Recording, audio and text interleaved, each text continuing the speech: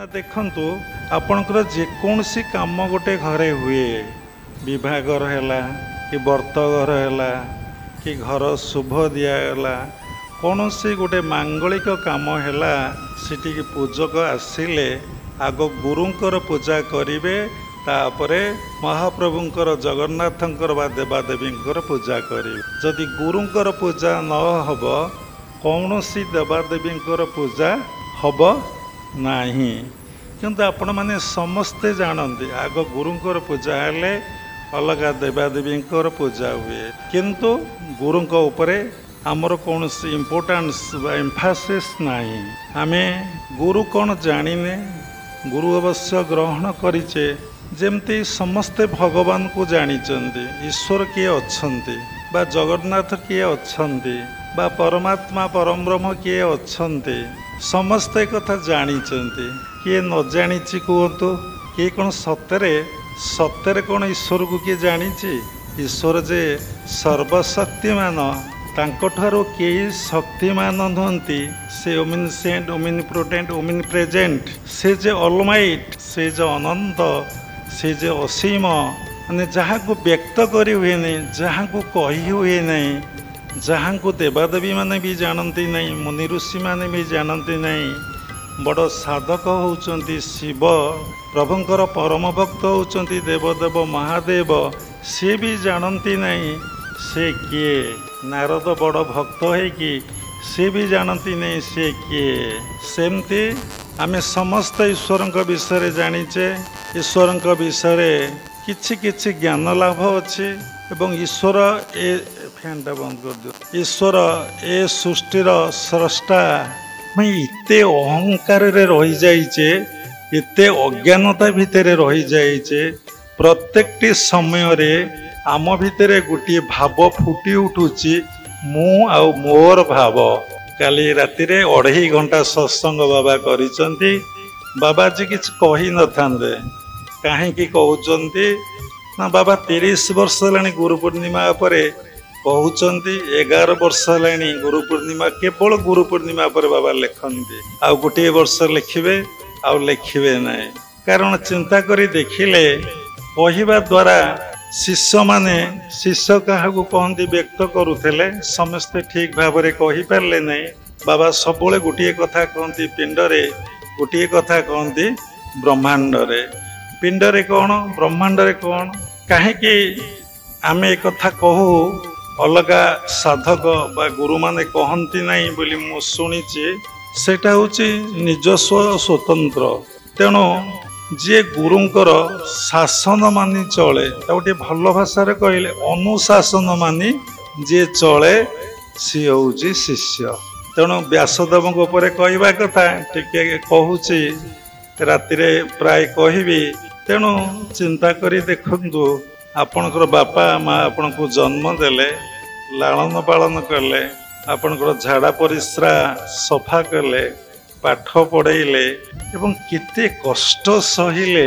तेणु आपण सेमानकर कथा मानुना सेमानकर थॉट्स गोटे आपणकर थॉट्स गोटे बापा जो डिसीजन देवे ता पिला केबे एक्सेप्ट करू नहीं। डे बाय डे समाज रे एते भ्रष्टाचार व्यापी गलानी एते दिनक दिन कलुषित हो गलानी तार मूल कारण होची समस्ते आध्यात्मिक चेतना ठारू भगवत चेतना ठारू दूरे दूरे दूरे दूरे जाउछन। दुख कष्टर जंत्रणार मूल कारण होची आम भितर आध्यात्मिक शिक्षार अभाव बा आत्मज्ञानर अभाव। देखंतु काली बाबा कहिले काहाको अन्नदान करंतु तार दुख कष्ट जीवन गोटे समय पर खाईदेला टिके रिलैक्स पुणी भोक हम केते अन्न क्या देवे वस्त्र देले केते देवे आपण टंका देले केते टंका क्या सफिशिएंट दे परिबे। एवं पाठ पढ़ेले पिला मानक बहुत टीचर अच्छी कहले मन दुख हम से माने पिला मानक ट्यूशन करुचंदी। संजय सार मध्य 2 दिन तले कहली 9:30 कहीं आसिले पिला मानक ट्यूशन करथिले। Human ones are unlimited always केबे आपनकर अभाव पळैबो आवश्यकता ठारू अधिका चिंता कले अभाव कौन जाए जे अल्परे संतुष्ट तार सबुबले भाव। पुणी भागवत लेखा अछि मोर पादे चित जार नाही संसारे दरिद्रटी से। पुण गुरु कहले ताहा जानी नोइले भ्रमु थांती प्राणी। अल्प पद कहबी नहीं कारण समय नहीं। आपण माने एते समय बसिले बहुत भाग्यर कथा। समस्ते क्षुदा को भोक को सह कर पारती नहीं। जो खाइबा कथा भोक हम हरिकृष्ण कथा कौन ध्यान कथा कौन कौन सी कथा भी आ मुंडे प्रवेश करियो नहीं। से लगी नामाचार्य बाया कहते सबु कथा को मठ मठ खाइबा कथा को झट। सबु कथा को मठ मठ खाइबा कथा को झट। कि छटपट आश्रम को आसिले ये बाबा कस्टडी भितर रहीगले स्वाधीन चिंता सब चलीगला तो खाई आम विश्राम करते अनेकर थट से भावे मुझे दूर जीवी कहारी जदि आम बाप माँ कथा मानि पारुने गुरु बोली गोटे कौन करदेचे केमती कौ जन्म संस्कार रू केमिति कोटे कौन काटू टे शिखी केमिति कौन गोटे मनरे आमे किंतु गुरु करदेचे। जेमती भगवान कौन आम जाने से जे सर्वशक्तिमान से जे मुक्ति दियंती से जे मोक्ष दियंती से जे सबु किछि दियंती से सबु गीताटा जदि आपण लाइफ को गढ़िया को चाहते भगवत गीता पढ़े। गीताटा संस्कृत लेखा अच्छे 716 अध्याय। प्रत्येक अध्याय गोटे गोटे जोग कहले समय जीव तेणु जीवनटा जोगमय।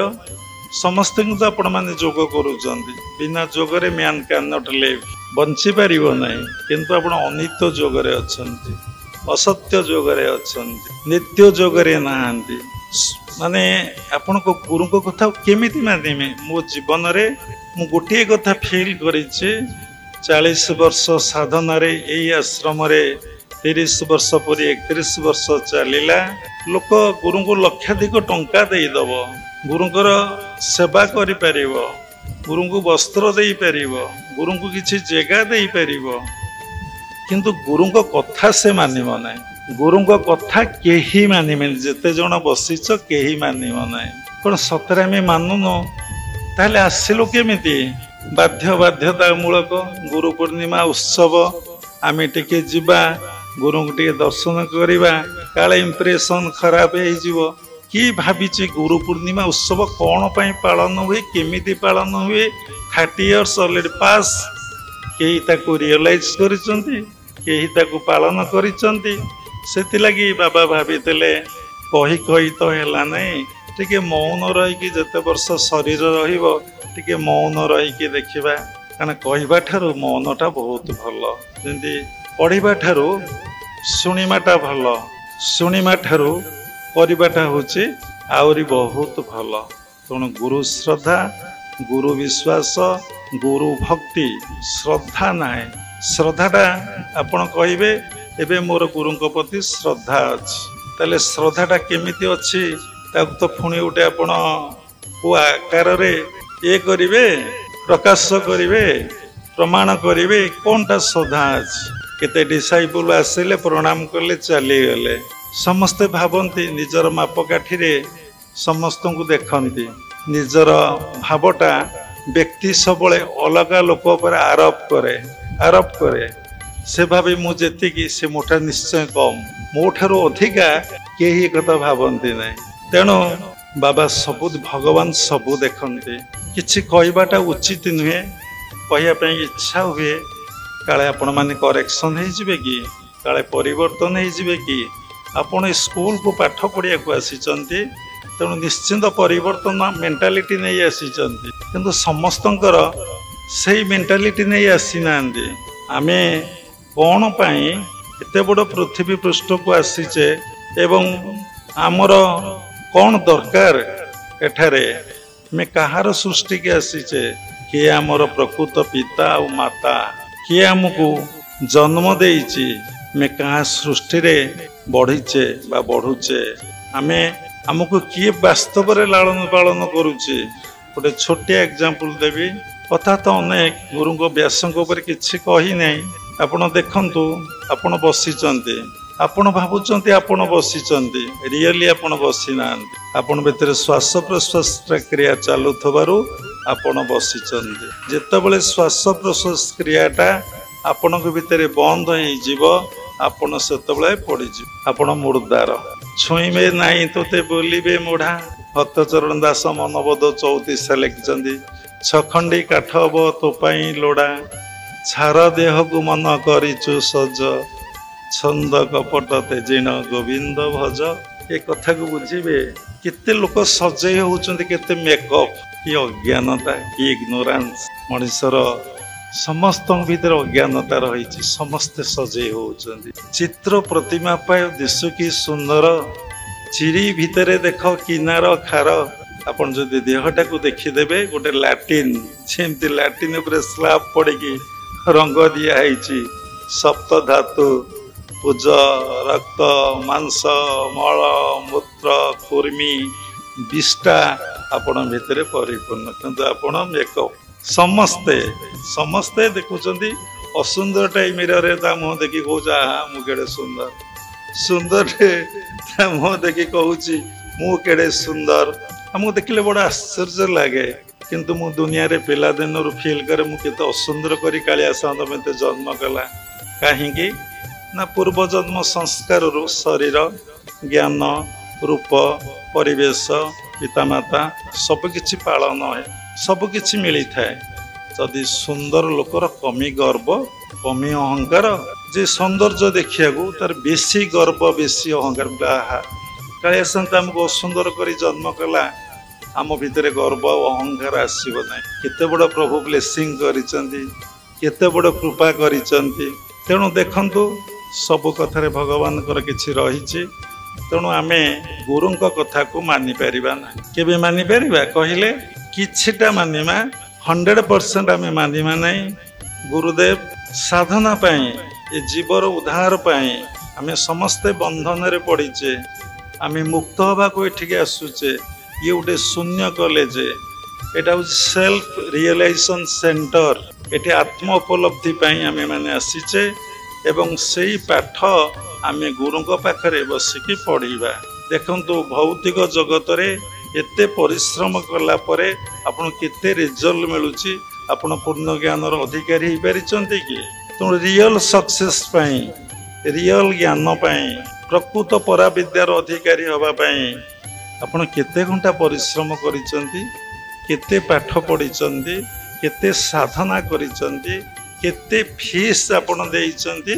5 ଲକ୍ଷ ଟଙ୍କା ନହେଲେ, 3 ଲକ୍ଷ ଟଙ୍କା ନହେଲେ ମେଡ଼ିକାଲ କୋଚିଂ ଆପଣ ନେଇପାରିବେ ନାହିଁ। କେତେ ଟଙ୍କା ପାଠ ପଢ଼ିଛନ୍ତି ଆପଣ ମେଣ୍ଟାଲ ପିସ୍ ପାଇଁ? ଆପଣ ଦେଖନ୍ତୁ, ଯଦି ବାହାହେଲେ ଶାନ୍ତି ମିଳନ୍ତା, ତାହେଲେ ବିବାହିତ ପରିବାରରେ ଅଶାନ୍ତି ଗଣ୍ଡଗୋଳ କାହିଁକି ଲାଗି ରହିଛି ସବୁ ସମୟରେ? ଯଦି ଟଙ୍କା ରୋଜଗାର କଲେ ପିସ୍ ମିଳନ୍ତା, ଧନୀ ଲୋକମାନେ ସୁଇସାଇଡ୍ କାହିଁ କରୁଛନ୍ତି? ତାଙ୍କର ଡିଷ୍ଟର୍ବାନ୍ସ କାହିଁ ସବୁବେଳେ ଦେଖା ଦେଉଛି? ଯଦି ଭଲ ବିଲ୍ଡିଂ କଲେ, ଯଦି ପିସ୍ ମିଳନ୍ତା, ତାହେଲେ ଯେଉଁମାନଙ୍କର ଭଲ ବିଲ୍ଡିଂ ଅଛି ସେମାନଙ୍କୁ କାହିଁ ପିସ୍ ମିଳୁନାହିଁ? ଯଦି ଭଲ ଗାଡ଼ି କଲେ ପିସ୍ ମିଳୁଥାନ୍ତା, ତାହେଲେ ସେମାନେ ଯେତେ ବହୁତ ଗାଡ଼ି କରିଛନ୍ତି, ସୁନାର ଗାଡ଼ି, ସୁନାର ଲାଟିନ୍ ସାଉଦି ଆରବରେ, ସବୁ ଆରବ କଣ୍ଟ୍ରି ମାନଙ୍କରେ, କାହିଁ ତ ପିସ୍ ନାହିଁ? ପଚାରିଲେ ଆପଣ ପିସ୍ ପାଉଛନ୍ତି କି? ହଁ କହିଦେବ।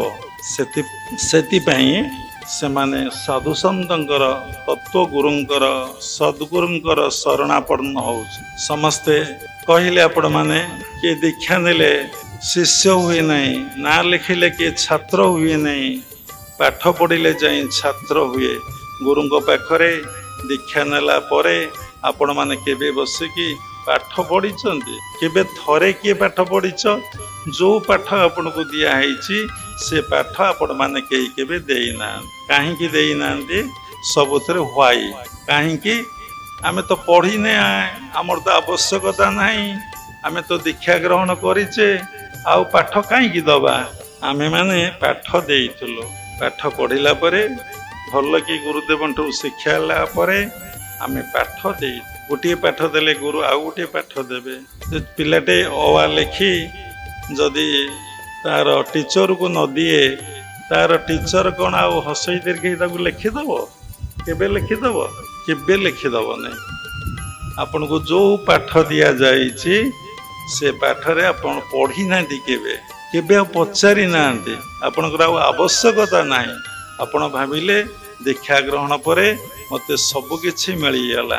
तेणु व्यासदेव देखु पदे दीपद कहवा आमे आम बंचीचे आम परिवार बंचीचे ना आमे आमको भूली जाइचे आम परिवार को भूली जाइचे आमे भगवान को पाई गुरु को पाई बंचीचे आमे आम बंचीचे प्लस मोर मोर मु आ मोर पाई आमे बंचीचे तांको पाई आमे कर्म करूचे से द्विधा नहीं से खर्चरे किछि व्यस्तता नहीं एवं से सबकि जीवनटा उत्सर्गीकृत से कर दौचे तार रिजल्ट कौन तार फलाफल कौन तार रिवार्ड कौन मरले आ ना धरवे नहीं बुढ़ा ना कि एवं मुहरे निया देवे जोटी दाह कर आसवे से जगह को आउ थे जी ना गले अपवित्र होपर कौन भी आपण मैंने जाच किंतु व्यासदेव निज कथा चिंता करना समस्त कथा चिंता कर समस्त भितर केमती भगवत चेतना जागृत हब समस्त केमती ईश्वराभिमुखी हे समस्त केमती स्वरूप ज्ञानर अधिकारी हे समस्त भितर केमती दुख जंत्रणा कष्ट केमती चलीजीव ये जीवनटा सरस सुंदर आनंद प्रेममय हब ता केवल हब आत्मज्ञान प्राप्ति द्वारा आ द्वारा आपणकर ये दुख जंत्रणा कष्ट किछि आपणकर जीवन नहीं। ये कथा माता गुरु कहिबे नहीं, ये कथा पिता गुरु कहिबे नहीं, ये कथा कर्ण गुरु कहिबे नहीं, ये कथा शिक्षा गुरु कहिबे नहीं, ये कथा केवल तत्व गुरु ही आपन को कहिबे। तेणु पूर्व जन्मर सौभाग्य पूर्व जन्मर आशीर्वाद आमे तो एबे आसीने काली तो बाबा ये प्रसंग रे कहूले केबे आसीचे काहा को जना ना कोटू आसीचे खोजिले पाइबा जेमती गूगल सर्च कले पाउचे सेमती आपण सर्च कले मु कोठू आसीची आ केबे ठारू आसीची कोठू आसीची केबे ठारू आसीची मूलरे मु फास्ट कोन थिली मो भितरे मु देवता थिली कि मनुष्य थिली कि दानव थिली कौन थिली ओ गुण को आधार करके मु जन्म हेली काली विशेष ए विषय में कहीछु जे गुरु पूर्णिमा उपलक्ष्य सत्संग को शुणिमे से समस्त कथा पाई परिबे। मोर पुणी परिसमाप्ति केबे मु जोटू आसीथिली सेटिक तो जीवी ए कथा कहबो किए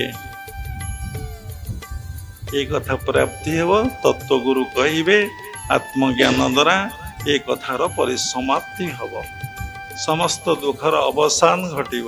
जिते विचार करंतु जिते चिंता करंतु जिते समीक्षा करंतु जिते सत्संग शुणंतु जिते भल वक्ता पाखक जातु जदि आपण पात्र न होइथिबे पुरी रे के जने मते कहिले मोर मने पड़ू नै टिके आशीर्वाद करंतु ए के बलराम बाबा कहले मु कहली आशीर्वाद कले कौन ता धारण करी हब जदि पात्रटे कणा जिते पानी आपण पुरेइबे से पानी कौन पात्र रे रहिबो जदि पात्र छोटटिए स्मॉल गोटे गिना जदि आपण ताकू समुद्र पाखक जीवे सेतरे केते पानी आपण धारण करके आनिबे विराट जलराशि धारण करिवे एडी टिके जदि पात्रटा मेघ बर्षुची सब जगह समान उल्टाटा हेइथबो से किछि धारण करिवो।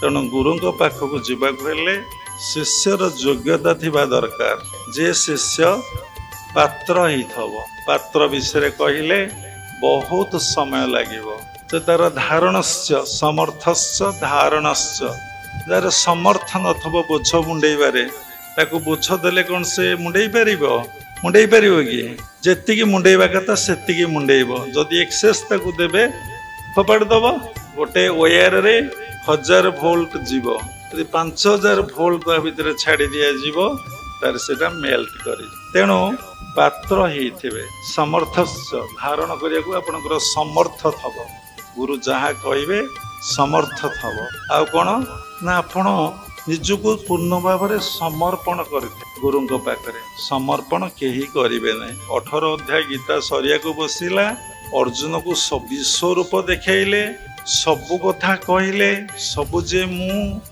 ମୁଁ ଯେ ସବୁ ଯେତେ କହିଲେ ଅର୍ଜୁନ ବୁଝିଲା ନାହିଁ। 18 ଅଧ୍ୟାୟର ଲାଷ୍ଟ ନୁହେଁ 66 ଶ୍ଲୋକରେ ଅର୍ଜୁନ ଟିକେ ବୁଝିଲା। ତେଣୁ ଆପଣମାନଙ୍କୁ ଯଦି ଗୁରୁ ଯେତେ ମିରାକଲ୍ସ ଦେଖେଇବେ, ଯେତେ ଅଲୌକିକତା ଦେଖେଇବେ, ଯେତେ ବିଭୂତି ଦେଖେଇବେ, ଆପଣ ଭାବିବେ ଇଏ କ'ଣ ଗୁଣିଗାରେଡ଼ି ବିଦ୍ୟା ଶିଖିଛନ୍ତି, ଭୋଜି ବିଦ୍ୟା ଶିଖିଛନ୍ତି, ଇଏ କ'ଣ ଗୋଟେ ଜାଣିଛନ୍ତି, ଇଏ ଗୋଟେ ଏମିତି ସୃଷ୍ଟି କରିଦେଲେ, କେବେ ମନ ମାନିବ ନାହିଁ। ସେଇ କଥା କହିଥିଲି, ରଥେତୁ ବାମନଙ୍କୁ ଦୃଷ୍ଟ୍ୱା ପୁନର୍ଜନ୍ମ ନ ବିଦ୍ୟତେ। ଯେତେ ରଥରେ ଜଗନ୍ନାଥଙ୍କୁ ଦେଖିଲେ ଆପଣଙ୍କ କାହାରି ବୋଧ ହବ ଯେ ମୁଁ ଜଗନ୍ନାଥଙ୍କୁ ଦେଖିଛି, ମୋର ଆଉ ପୁନର୍ଜନ୍ମ ହବ ନାହିଁ। ଜଣେ ବ୍ୟକ୍ତି ଏଠି ଯିଏ ବସିଛ କାହାରି ହବ ନାହିଁ। କାହିଁକି ନା ଆମ ଭିତରେ ସେତିକି ପ୍ୟୁରିଟି ନାହିଁ। ଆମେ ଈଶ୍ୱରଙ୍କୁ ଜାଣିନେ। ସେଇଭଳି ଯଦି ଆମେ ଈଶ୍ୱରଙ୍କୁ ଜାଣିନେ, ଆମେ ଗୁରୁଙ୍କୁ ଜାଣିନେ। ଯିଏ ଗୁରୁଙ୍କୁ ଜାଣିବ ସେ ଈଶ୍ୱରଙ୍କୁ ଜାଣିବ। ଯିଏ ଗୁରୁଙ୍କୁ ବୁଝିପାରି ନାହିଁ ସେ ଈଶ୍ୱରଙ୍କୁ ବୁଝିପାରିବ ନାହିଁ। ତାର ପ୍ରମାଣ ଅଛି କୋଉଠି ଭାଗବତରେ, ମୁହିଁ ବସଇ ଗୁରୁ ଦେହେ ମୋତୋ ଗୁରୁ ଭିନ୍ନ ନୁହେଁ, ଏ ଘେନି ଗୁରୁ ଭଗବାନ ସେ ନୁହନ୍ତି ମନୁଷ୍ୟ ସମାନ। ଏ କଥାକୁ ଆମେ ପଢ଼ିଛେ, କହୁଛେ, ଲେଖିଛେ, କିନ୍ତୁ ସତରେ କ'ଣ ଆମେ ବିଶ୍ୱାସ କରୁଛେ ଗୁରୁଙ୍କ ଭିତରେ ଭଗବାନ ଅଛନ୍ତି? ଯଦି ମୁଁ କହିବି ୟୁ ଆର୍ ଗଡ୍, ଆପଣ କହିବେ ଏ ବାବାଙ୍କ ମୁଣ୍ଡଟି ପାଗଳ ହେଇଛି, ମୁଁ କ'ଣ ଭଗବାନ? You are man, yes yes I am man. ତେଣୁ ମୁହିଁ ବସଇ ଗୁରୁ ଦେ, ଏକଥା ଭଗବାନ କହୁଛନ୍ତି। ଶ୍ରୀ ଭଗବାନ ବାଚ ଦେଇ ଗ୍ରନ୍ଥ ଗୀତା ଓ ଭାଗବତ। କିନ୍ତୁ ଏ କନଫିଡେନ୍ସ ଆମର ଅଛି ଭଗବାନଙ୍କ କଥା ଉପରେ, ଆମର ବିଶ୍ୱାସ ଅଛି। ଆମେ ଯାହା କହୁଛେ ପଢ଼ିକି କହୁଛେ, ଶୁଣିକି କହୁଛେ। ପଢ଼ିବା ଶୁଣିବା ଜ୍ଞାନ କେବେ ଜ୍ଞାନ ନୁହେଁ। ପର ତରକାରୀ ମାଗି ଆଇଲେ କେତେ ସୋଡ଼କାଏ, କିଏ କହିଛି ନା ଆଉ, କିଏ ଲେଖିଛି ନା ଆଉ? ତୁମେ କ'ଣ କହିଛ କହୁନ ସାଧନା କରିକି, ତମ ଅନୁଭବ।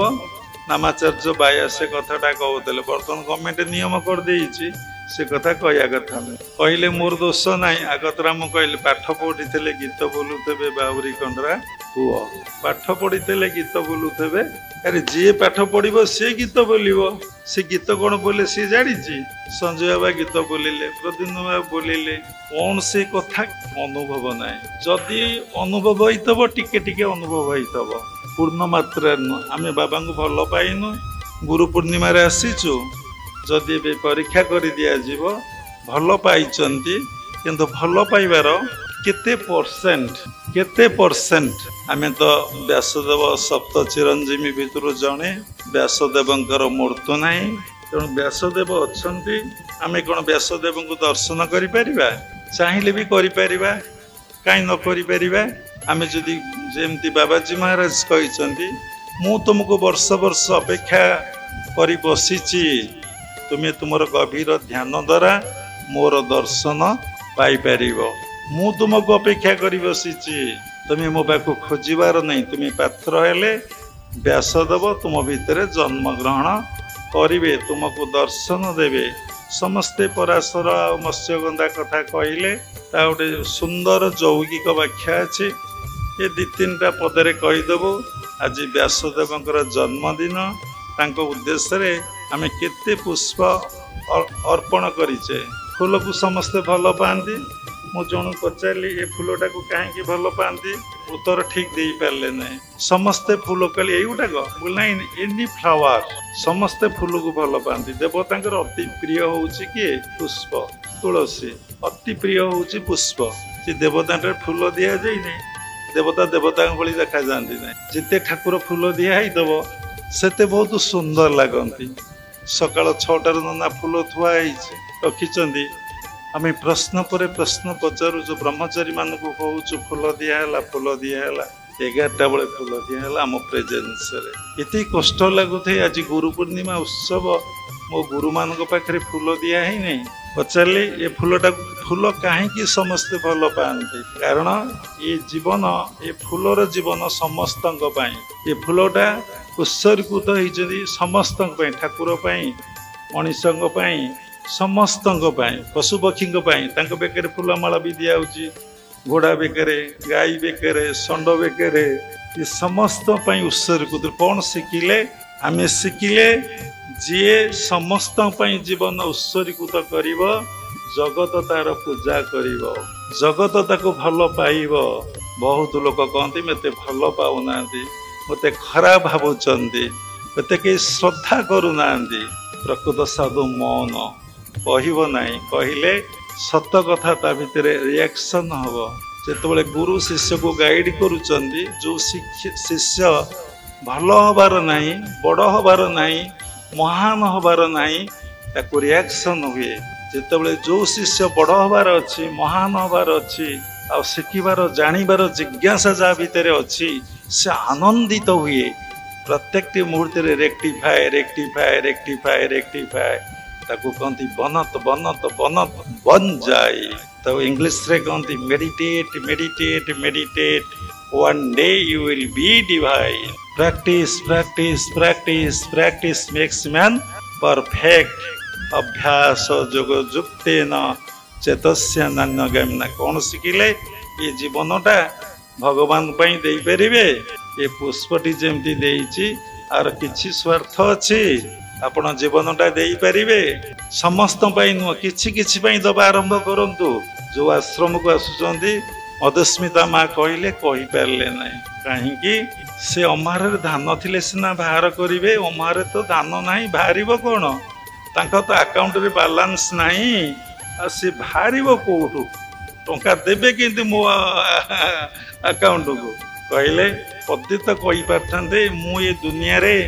जानिली जे मो भितर भगवान अच्छे मो गुरुदेव कहीदेले आ सबुरी भितर भगवान अच्छा भगवान को व्यतीत सृष्टि कहीं ना मो गुरु मो भितर सबुरी भितर मो गुरुंकर प्रतिष्ठा मो गुरुंक द्वारा मु आज ज्ञान लाभ कली निजको चिन्ह पारली निजको जानी पारली एवं जीवन बंचेबार शैली कला मो गुरु देले मु प्रैक्टिस करुच्ची केते परसेंट प्रैक्टिस करुच्ची फुल प्रैक्टिस करू नहीं कि प्रैक्टिस करुच्ची निजर अनुभवटा को एक्सप्रेस करि पारुना डिसाइपल पाई भितर प्यूरिटी ना गुरु भक्ति ना गुरु श्रद्धा ना गुरु विश्वास ना समस्ते कहले गुरु ब्रह्मा तो कई कहि पारले नहीं गुरु विष्णु गुरुदेव महेश्वर गुरु साक्षात परम ब्रह्म तस्मै श्री गुरवे नमः कहीं क्या कहला नहीं ये कहीं कहला गुरु ब्रह्मा गुरु विष्णु कहीं गुरु को ब्रह्मा कहला विष्णु कहला महेश्वर कहला साक्षात परम ब्रह्म कहीं कहला समय बहुत पलैब किए दूर दूरांत जीवे रही कहार इच्छा ना कहीं अरे केउटुनी की अरे केउटुनी कहले बड़ असुविधा है ताकू सुकुआ टोकई भल ना साधु को फूल टोकई भल ना गोटे सत कथा ना जड़े माँ सुकुआ टोकई मुंडे जाऊले संध्या होगा जंगल रे साधु माने पुड़िया करिया के रोते गोटे दीप लगे दौले देखले आलोक जलुची से जाए सीटी पहुँचीला साधुर धर्म कौन परोपकाय पूर्णाय परपीड़न पापाय अष्टादश पुराण मध्य व्यास वचन दो एक कहीं कहले ना परोपकार पूर्णाय परपीड़न पापाय रवि सारे कहले टिके मु क्या दुख देनी जंत्रणा देनी कष्ट देना बारंबार आसिले शिखिबे जानवे व्यास जन्मदिन आम या शिखा या लाइफ रे इम्प्लीमेंट करवा वर्कआउट करवा साधुर धर्म देखंतु साधु को कई जापारती ना कहीं जापारती ना महत्व को सीना महत्व चिन्ह इतर तहिंकी अंध विवेकानंद कहले आउ जने विवेकानंद आसिले सी बुझीपर ये विवेकानंद सारा हिंदू धर्म बा सनातन धर्म ये वर्ल्ड रे कौन करिगला आउ जने विवेकानंद न आसिले ये विवेकानंद कौन करी 39 इयर्स 39 ओनली 39 39 वर्ष रे कहीं बुझीपारे ना कि जापारे ना से गुरु हेले गुरु को जाने शिष्य केवे गुरु को जापारे ना 12 वर्ष कांध मेले रहिले पाखे जापारे संदेह संशय घेर रे पड़ीज बहुत गुड़े कथा अच्छी कहले जगन्नाथ कथा बलभद्र रथ रे पड़ीगले समस्त भीतर धारणा तो ठाकुर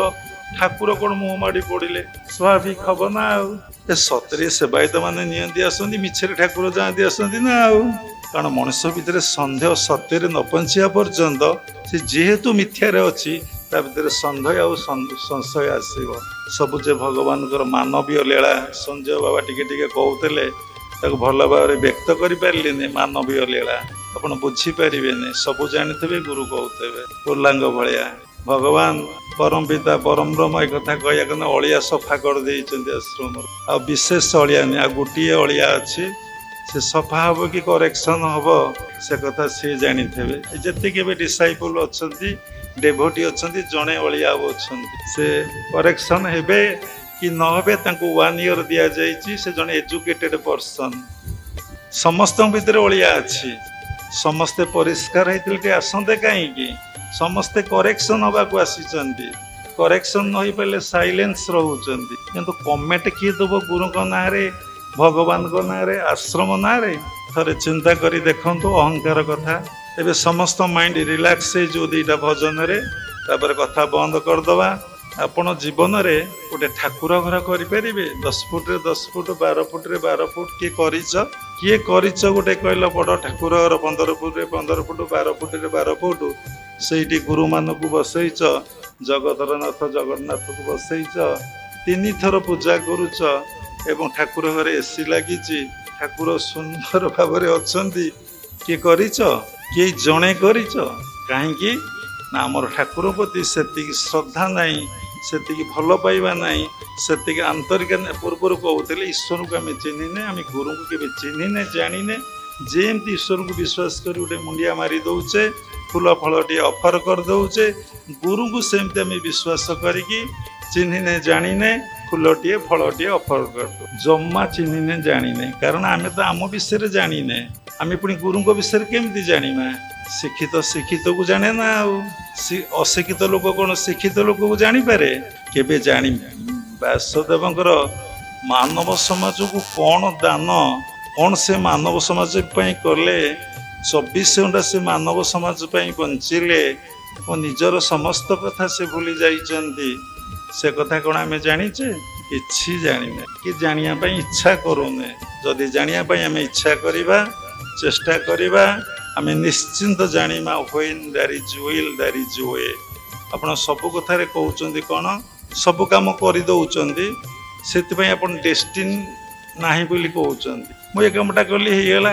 ଯେମିତି ଠାକୁରଙ୍କ କଥା ଆପଣ କହିବେ, ସାଧନା କଥା କହିବେ, ମେଡିଟେସନ୍ କଥା କହିବେ, ଦାନ କଥା କହିବେ, ଆପଣ ସେତିକି ବେଳେ କହିବେ ଆମର କ'ଣ ପ୍ରାରବ୍ଧ ଅଛି? ପ୍ରାରବ୍ଧ କ'ଣ ଜଣା ନାହିଁ? ଆମର କ'ଣ ଗୋଟେ ଭାଷା ଆମେ ଶୁଣିଛେ, ଆମର କ'ଣ ଆଜ୍ଞା ପ୍ରାରବ୍ଧ ଅଛି? ଆରେ ସବୁ କଥା ପାଇଁ ପ୍ରାରବ୍ଧ ରହିଲା। ବାହାଘର ପାଇଁ ପ୍ରାରବ୍ଧ, ଚାକିରି ପାଇଁ ପ୍ରାରବ୍ଧ, ଟଙ୍କା ରୋଜଗାର ପାଇଁ ପ୍ରାରବ୍ଧ, କରପସନ୍ କରିବା ପାଇଁ ପ୍ରାରବ୍ଧ। ଏଇଥିପାଇଁ ଆମର ପ୍ରାରବ୍ଧ ନାହିଁ? ମନର ବାହାନା, ମନର ଚାଲାକି, ମନର ଚତୁରତା। ତେଣୁ ଏଇ ମନ ପ୍ରସନ୍ନ ହେଲେ ଦିଅଇ ଅଭୟ ବର, ଏଇ ମନ ପ୍ରସନ୍ନ ନହେଲେ ହୋଇ ଛାର ଖାର। ଛାଡ଼ନ୍ତୁ, ଆଜି ବ୍ୟାସଦେବଙ୍କର ଜନ୍ମଦିନ, କେତେ ବଡ଼ ମହାନ ଦିନ। ଏଇ ମହାନ ପବିତ୍ର ଦିବସରେ ସୁଖଦେବ ଜନକ ପାଖକୁ ଯାଇ ଗୁରୁ ବରଣ କରିଥିଲେ। ତେଣୁ ବ୍ୟାସଦେବ ଆତ୍ମଜ୍ଞାନ ପ୍ରଦାନ ପାଇଁ ସାରା ବିଶ୍ୱରେ ପୂଜା ପାଉଛନ୍ତି। ତାଙ୍କ ଜନ୍ମ ଦିବସରେ ତାଙ୍କ ପବିତ୍ର ନାମକୁ ଆମେ ଟିକେ କ'ଣ କରିବା? ଜୟ ଜୟକାର କରିବା। ଜୟ ଜୟ ଜୟ ଜଗତ ଗୁରୁ ବ୍ୟାସଦେବ, ଜୟ ଜୟ ଜଗତ ଗୁରୁ ବ୍ୟାସଦେବ, ଜୟ ଜୟ ଜଗତ ଗୁରୁ ବ୍ୟାସଦେବ, জয় জয় জগত গুরু ব্যাসদেব,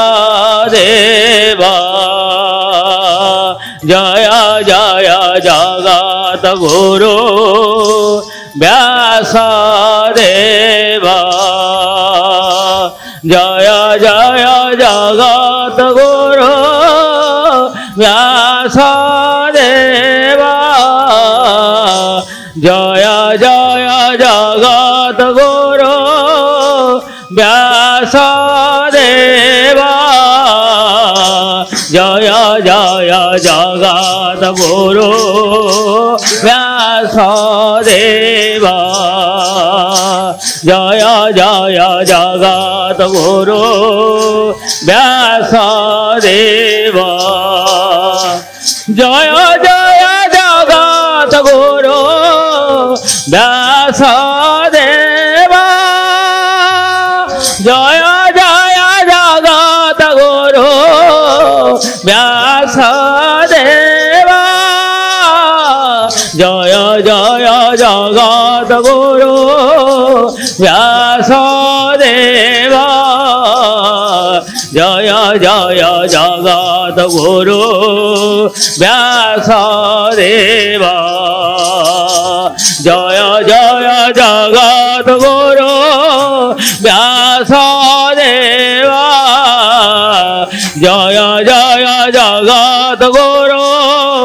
व्यासदेवा जय जय जगत गुरु व्यासदेवा जय जय जगत गुरु व्यासदेवा जय जय जगत गुरु व्यासदेवा जय जय जगत गुरु व्यासदेवा जय जय जगत गुरु व्यासदेवा जय जय जगत गुरु व्यासदेवा जय जय जगत गुरु व्यासदेवा। बसी जातु समस्ते देखंतु व्यासदेव नाम रे किते आनंद आसिला आमे समस्ते रिलैक्स हेले देखंतु बसी जातु आउ 10 मिनिट तेणु आज जीवन रे आपण जहा शिखिचंती आत्मज्ञानर कथा जहा जानिचंती जेतिकी निजको करेक्शन करिचंती जेतिकी ज्ञान लाभ करिचंती सबु किछि गुरुंक कृपारु गुरुंक आशीर्वाद जहा शिखिचंती से माता गुरु हुंतु पिता गुरु हुंतु कर्ण गुरु हुंतु शिक्षा गुरु हुंतु दीक्षा गुरु बा तत्व गुरु हुंतु जहा शिखिचंती आपण भाषा किए शिखेइछि आपण को पाठ पढ़ेइछि किए आपण को बसिबा शिखेइछि किए आपण को कथा कहबा शिखेइछि किए जहा किछि आपण शिखिचंती सबु किछि काहांक कृपारु गुरुंक कृपारु समस्तंकर अनुभव थब दीक्षा ग्रहण पूर्वरु आपण जेमती भागवत को बुझीथेले गीता को बुझीथेले माने उपनिषद को बुझीथेले कि धर्मशास्त्र कथा को जेमती बुझी पारथेले कि पराविद्या को जेमती बुझीथेले दीक्षा नेला परे कोन सेमती बुझीचंती ताको आउ गोटे भावरे भल भावरे बुझीचंती डे बाय डे बुझीबा को लागुचंती आमे देखो आमर कौनसी एते शास्त्र ज्ञान नथिला कौनसी एते आध्यात्मिक ज्ञान नथिला कौनसी वेद वेदांत उपनिषद समस्त ग्रंथ आम पाखरे अच्छी गीता भागवत सबकिछि आम पाखरे अच्छी आमे टिके टिके पढ़ीचु संपूर्ण भाव में पढ़ीनु जेतबले मु जानिली गुरु कृपा हेले समस्त ज्ञान प्राप्ति हुए सेतिबेले शास्त्र अध्ययन को मु छाड़ीदेली देखिली लेखाई गुरु कृपा बिना ज्ञान न जन्मे हृदय गुरु कृपा बिना मुक्ति न मिले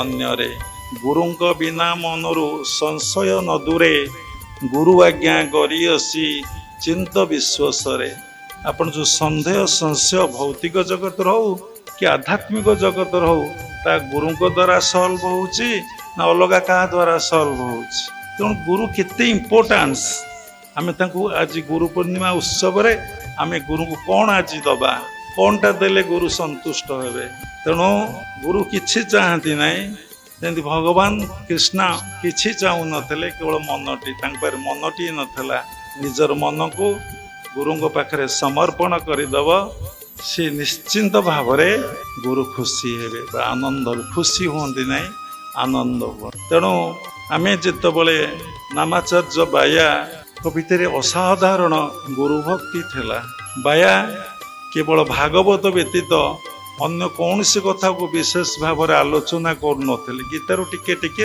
ସବୁ ସମୟରେ ସେ ଭାଗବତଟି ହିଁ କହୁଥିଲେ। ଆଉ ନାମରେ ତାଙ୍କ ଟିକେ ଶ୍ରଦ୍ଧା ଥିଲା। ତାଙ୍କୁ ଯେତେବେଳେ ପଚାରନ୍ତି ସେ ଗୋଟେ ଜାଗାରେ ବସନ୍ତି, ଶହ ଶହ ଶିଷ୍ୟ ଭକ୍ତ ଆସନ୍ତି, ସମସ୍ତେ ଖାଇ ପିଇକି ଯାଆନ୍ତି, ଅଭାବ କିଛି ରହେନି, ଭଜନ କୀର୍ତ୍ତନ ଚାଲିଥାଏ। ସେ ତାଙ୍କୁ ପଚାରନ୍ତି ଇଏ କେମିତି ପସିବଲ? ସାଧାରଣ ଲୋକ ଦେଖିଲେ ସାଧୁ ସନ୍ଥଙ୍କର ଗାଡ଼ି ଘୋଡ଼ା, କୋଠା ବାଡ଼ି, ଘର ଦ୍ୱାର ସବୁ ସନ୍ଦେହ ଆଉ ସଂଶୟରେ ପଡ଼ନ୍ତି ଏବଂ ସେ ମାପି ପାରନ୍ତି ନାହିଁ। ପ୍ରଭୁଙ୍କ କୃପା ହେଲେ କ'ଣ ନ ହୁଏ, ସେ ତାଙ୍କର ମାପକାଠିରେ ମାପନ୍ତି ଯେ ଯେଉଁମାନେ ରାଜସିକ ଇଏ କରପସନ୍ କରିଛନ୍ତି, ଯେଉଁମାନେ ସାତ୍ତ୍ୱିକ ଭାବାପନ୍ନ ପ୍ରଭୁଙ୍କ ଦୟାରୁ ପ୍ରଭୁଙ୍କ ଆଶୀର୍ବାଦରୁ ବାବାଙ୍କ ସାଧନାରୁ ସବୁ ହେଇଛି। ଯେଉଁମାନେ ତାମାସିକ ଲୋକ ସେମାନେ ବିଭିନ୍ନ ମନ୍ତବ୍ୟ ଦେଇ ତାକୁ ନଷ୍ଟ କରିଦେବା ପାଇଁ ଚେଷ୍ଟା କରନ୍ତି। ରାକ୍ଷସ ମାନେ ଯେମିତି ଦେବତାମାନଙ୍କର ଯଜ୍ଞ କୁଣ୍ଡକୁ ଯଜ୍ଞ ଘରକୁ ସବୁ ନଷ୍ଟ କରିଦେଉଥିଲେ ସେମିତି ନଷ୍ଟ କରିଦିଅନ୍ତି। ତେଣୁ ବାୟା ଗୋଟିଏ ଉତ୍ତର ଦେଉଥିଲେ। ସେ ଉତ୍ତରଟି ହେଉଛି ମୁଁ କିଛି ବହିଟଇ ପଢ଼ିନାହିଁ, ମୁଁ କିଛି ଜାଣିନାହିଁ, ମୋ ଗୁରୁ ମୋତେ ଯେଉଁ ଉପଦେଶ ଦେଇଛନ୍ତି ମୁଁ ତାକୁ ସବୁବେଳେ ଅକ୍ଷରେ ଅକ୍ଷରେ ପାଳନ କରୁଛି। ଆପଣ ଏ କଥା ପଦକ ବୁଝିପାରୁଛନ୍ତି? ମୋ ଗୁରୁ ମୋତେ ଯେଉଁ ଉପଦେଶ ଦେଇଛନ୍ତି ମୋର ସେଥିରେ ସନ୍ଦେହ ନାହିଁ, ସଂଶୟ ନାହିଁ ଏବଂ ମୁଁ ସେ ଉପଦେଶକୁ ପାଳନ କରୁଛି। ଅଭୟବା କହିଲେ ଧ୍ୟାନ ମୂଳଂ କହିବାରୁ ଆରମ୍ଭ କଲେ। ଆରେ ଆଗ ତ ତମେ ଦୀକ୍ଷା ନେଇଛ, ଧ୍ୟାନ ମୂଳଂ ଗୁରୁର ମୂର୍ତ୍ତି, ପୂଜା ମୂଳଂ ଗୁରୁର ପଦ, ମନ୍ତ୍ର ମୂଳଂ ଗୁରୁର ବାକ୍ୟ, ମୋକ୍ଷ ମୂଳଂ ଗୁରୁର କୃପା। ତ ଉଲ୍ଟ ପାଲଟକି କହିଲେ। ବାବା ସବୁ ଶୁଣୁଛନ୍ତି କିଏ କ'ଣ କହିছে। ତେଣୁ ମନେ ରଖିବା କଥା, ଟ୍ରିକ୍ସ ଗୋଟେ ଗୁରୁ ବତେଇ ଦେଉଛନ୍ତି। ତୁମେ ଯେହେତୁ ଆଗ ଧ୍ୟାନ ଶିଖିଛ ତେଣୁ ଆଗ ଧ୍ୟାନର ଆଗ ଶ୍ଳୋକଟା ଆରମ୍ଭ ହେଇଛି। ମନେ ରଖିବା ପାଇଁ ସହଜ। ଧ୍ୟାନ ମୂଳଂ ଗୁରୁର ମୂର୍ତ୍ତି, ପୂଜା ମୂଳଂ ଗୁରୁର ପଦ, ମନ୍ତ୍ର ମୂଳଂ ଗୁରୁର ବାକ୍ୟ। ମନ୍ତ୍ର କଲେ ସିନା ମୁଖ୍ୟ ମିଳିବ, ମୁଖ୍ୟ ମୂଳଂ ଗୁରୁର କୃପା। ଏଇଟା ରାତିରେ ବୁଝା ହବ। କ'ଣ ଧ୍ୟାନ ମୂଳଂ ଗୁରୁର ମୂର୍ତ୍ତି? ତେଣୁ ଛାଡ଼ନ୍ତୁ, ଆମ ଜୀବନରେ ସେମିତି ଆମେ ତ ବହି ଟହି ପଢ଼ିନୁ। ଆମକୁ ତ କହିଛନ୍ତି ବହୁତ ଡିସାଇପଲ୍ ଗୋଡ଼ ହାତ ଧରି କହିଛନ୍ତି ଆପଣ ନିଜକୁ ମୂର୍ଖ ବୋଲି କହିବେ ନାହିଁ, ଆଉ ଆପଣ କେବେ କାହାରି ବିଷୟ କହିବେ ନାହିଁ। ଆମେ କାହିଁକି ମୂର୍ଖ କହୁ ଆପଣମାନେ ବୁଝିପାରିବେ ନାହିଁ। ମୋ ସହିତ ଆଲୋଚନା କଲେ କାହିଁକି ମୂର୍ଖ କହୁ ଆପଣ ବୁଝିପାରିବେ। ଯେତେବେଳେ ମଣିଷ ଆଖି ଦିଟା ପାଇଛି, ଏ ଆଖି ଦିଟା ଅପବିତ୍ର ନେତ୍ର, ପବିତ୍ର ନେତ୍ର ନୁହେଁ। ଏ ଆଖି ରାତି ପାଇଲେ ପାପ କରୁ ଶୋଇବା ପର୍ଯ୍ୟନ୍ତ।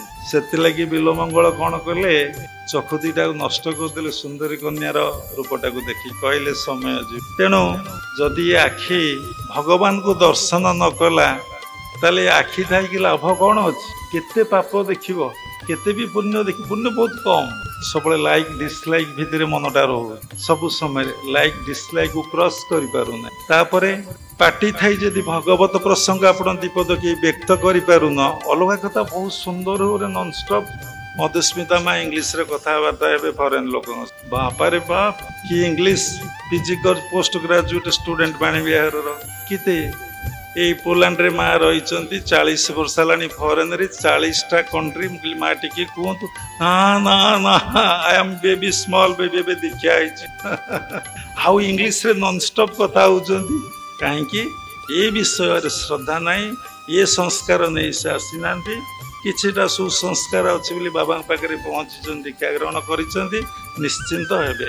କାରଣ ପଜିଟିଭ ଅଲୱେଜ ଓଭରକମ୍ସ ନେଗେଟିଭ। ଗୋଟେ ଇଂଲିଶ କହିଲା ଭୁଲ କହିଲେ ଏତେ ଭୁଲ କହୁଛନ୍ତି। ତେଣୁ ପଜିଟିଭ ଅଲୱେଜ ଓଭରକମ୍ସ ନେଗେଟିଭ। ତେଣୁ ସବୁବେଳେ ପଜିଟିଭ ଥିଙ୍କିଂରେ ରୁହ, ନିଶ୍ଚିନ୍ତ ଭାବରେ ଆପଣ ହେଇପାରିବେ। ତେଣୁ ଆମ ଜୀବନରେ ଆମେ ସତରେ କିଛି ଜାଣିନୁ, ସତ କରି କହୁଛୁ। ଆପଣଙ୍କୁ ମିଛ, ମୋତେ ସତ।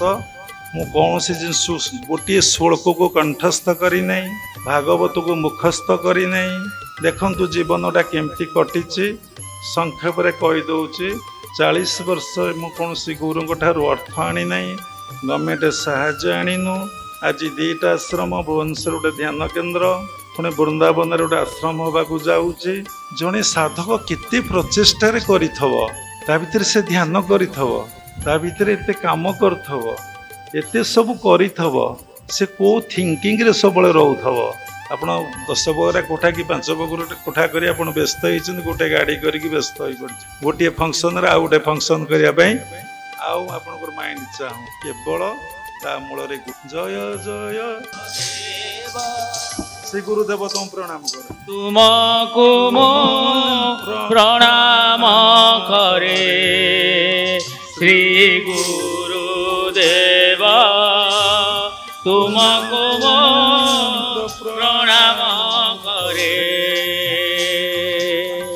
ତୁମ ବିନା କିଏ ମୋର, ତୁମ ବିନା କିଏ ମୋର ଅଛି ସଂସାରେ ଶ୍ରୀ ଗୁରୁଦେବ, ତୁମକୁ ମୁଁ ପ୍ରଣାମ କରେ ଶ୍ରୀ ଗୁରୁଦେବ, ତୁମକୁ ମୁଁ ପ୍ରଣାମ କରେ।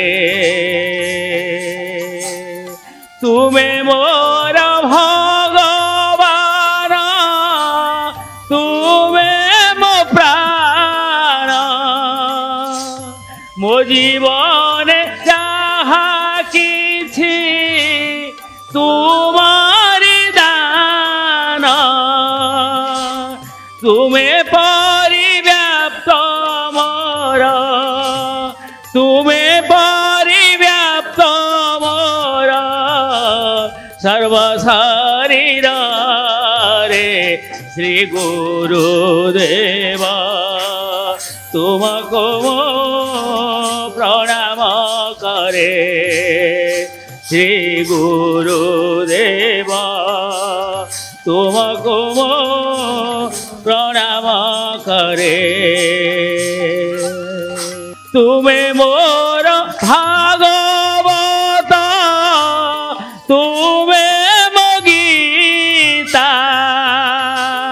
ତୁମେ ମୋର ଧର୍ମଶାସ୍ତ୍ର ବ୍ରହ୍ମ ସଂହିତା, ତୁମ ବାଣୀ ଅନ୍ତରରେ, ତୁମ ବାଣୀ ଅନ୍ତରରେ ଆନନ୍ଦ ଭରେ ଶ୍ରୀ ଗୁରୁଦେବ, ତୁମକୁ ମୁଁ ପ୍ରଣାମ କରେ ଶ୍ରୀ ଗୁରୁଦେବ, ତୁମକୁ ମୁଁ ପ୍ରଣାମ କରେ।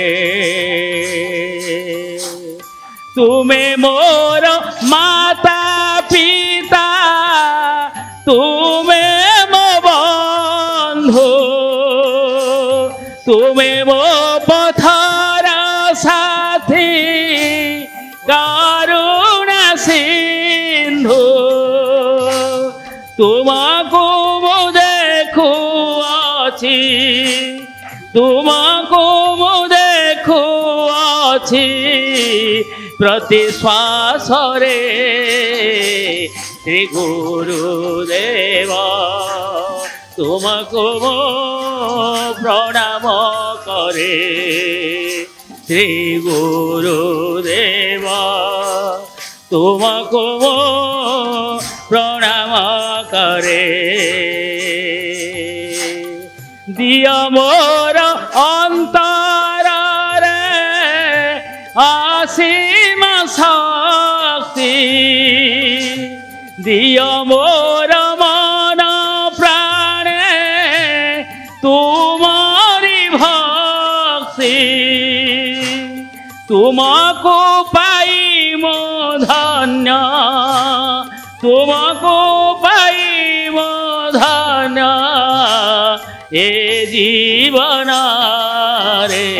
ଶ୍ରୀ ଗୁରୁଦେବ, ତୁମକୁ ମୁଁ ପ୍ରଣାମ କରେ ଶ୍ରୀ ଗୁରୁଦେବ, ତୁମକୁ ମୁଁ ପ୍ରଣାମ କରେ।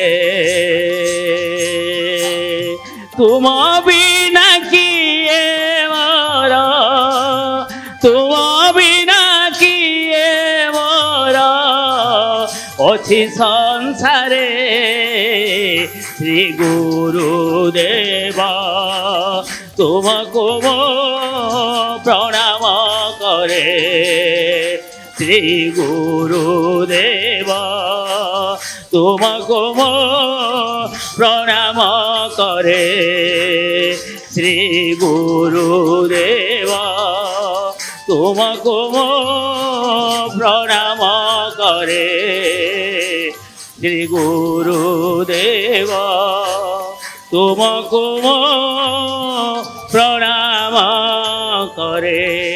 ତେଣୁ এই ଗୁରୁ ପୂର୍ଣ୍ଣିମା ଦିବସରେ ସଂକଳ୍ପବଦ୍ଧ ହେବା କେତେ ଦିନ ବଞ୍ଚିବା ଜାଣିନି ପ୍ରତିଟି ନିଶ୍ୱାସର ଉପରେ ଆମର ଅଧିକାର ନାଶ ଯାଉ ଆଉ ଗୋଟେ ଯିବ କି ନ ଯିବ କାହା ନିଶ୍ୱାସେ ନଇବ ବିଶ୍ୱାସ ଗୋଟିଏ କଦମ ଗୋଟିଏ ପାଦ ପକେଇଲା ପରେ ନେକ୍ସଟ ପାଦ ପକେଇ ପାରିବ କି ନ ପକେଇ ପାରିବ ତମକୁ ଜଣା ନାହିଁ।